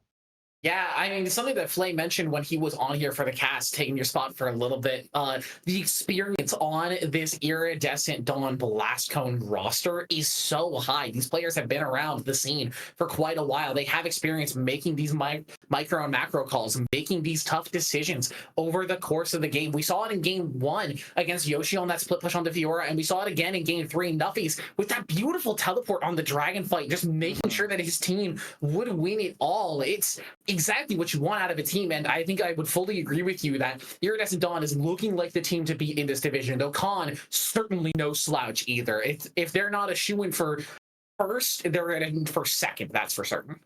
Yeah, for sure. I mean, Khan really showed their colors today here, not only with really impressive team play, specifically in game 2, but a lot of unorthodox picks coming out from them as well. And in particular, I really want to highlight Kirov. He was an absolute joy to watch throughout the series. Urgot and Scion jungle are not usually things we as casters get to really pick apart and enjoy watching, but it was a pleasure. So all in all, I think that both of these teams have a lot to prove. And come a rematch and come playoffs, they'll both be looking at each other as the teams to beat and remembering this series and how much they struggle to really find these wins. Yeah, I think especially both of these teams have a lot to improve off of in this series as well. It's not like it was a perfect 2-0 stomp for either side. Both of these teams have stuff to improve on. If you're one of these lower rung teams looking up at this matchup, you have to also assume that these teams are only going to get stronger from here. Yeah, and I mean, if you're a lower rung team trying to improve, I would honestly say you can sit down, watch this VOD, and take notes, because I feel like the team play from both of these teams was immaculate. A little bit messy at times, but for the most part, it was cohesive. And I think going into the next weeks of the AEL, that team play is what is going to carry these orgs and these teams and these players to higher and further results that make them feared amongst the teams in the AEL, who are going to, like you said, Brady, really look up to them as teams to beat. Yeah, and with that, I think that's going to be it from us tonight. I want to give a quick shout out again to our sponsors, Coachify and ProComps, as well as PBS, our producer on the backside, making sure that everything was handled smoothly with this new and different way that we've had to handle the streams this couple of weeks while the spectator client has been broken. We should be back to normal. Recently, a lot of orgs have been saying that the spectator bug is fixed and everything should be back to normal. So hopefully by next week, the AEL will be back to live games and live casts. But again, thank you all so much for joining us. I have been What to Brady. That's been Quacks from a secure location. We'll see you all. I can't find me. We'll see you all next week. Take care. Yeah.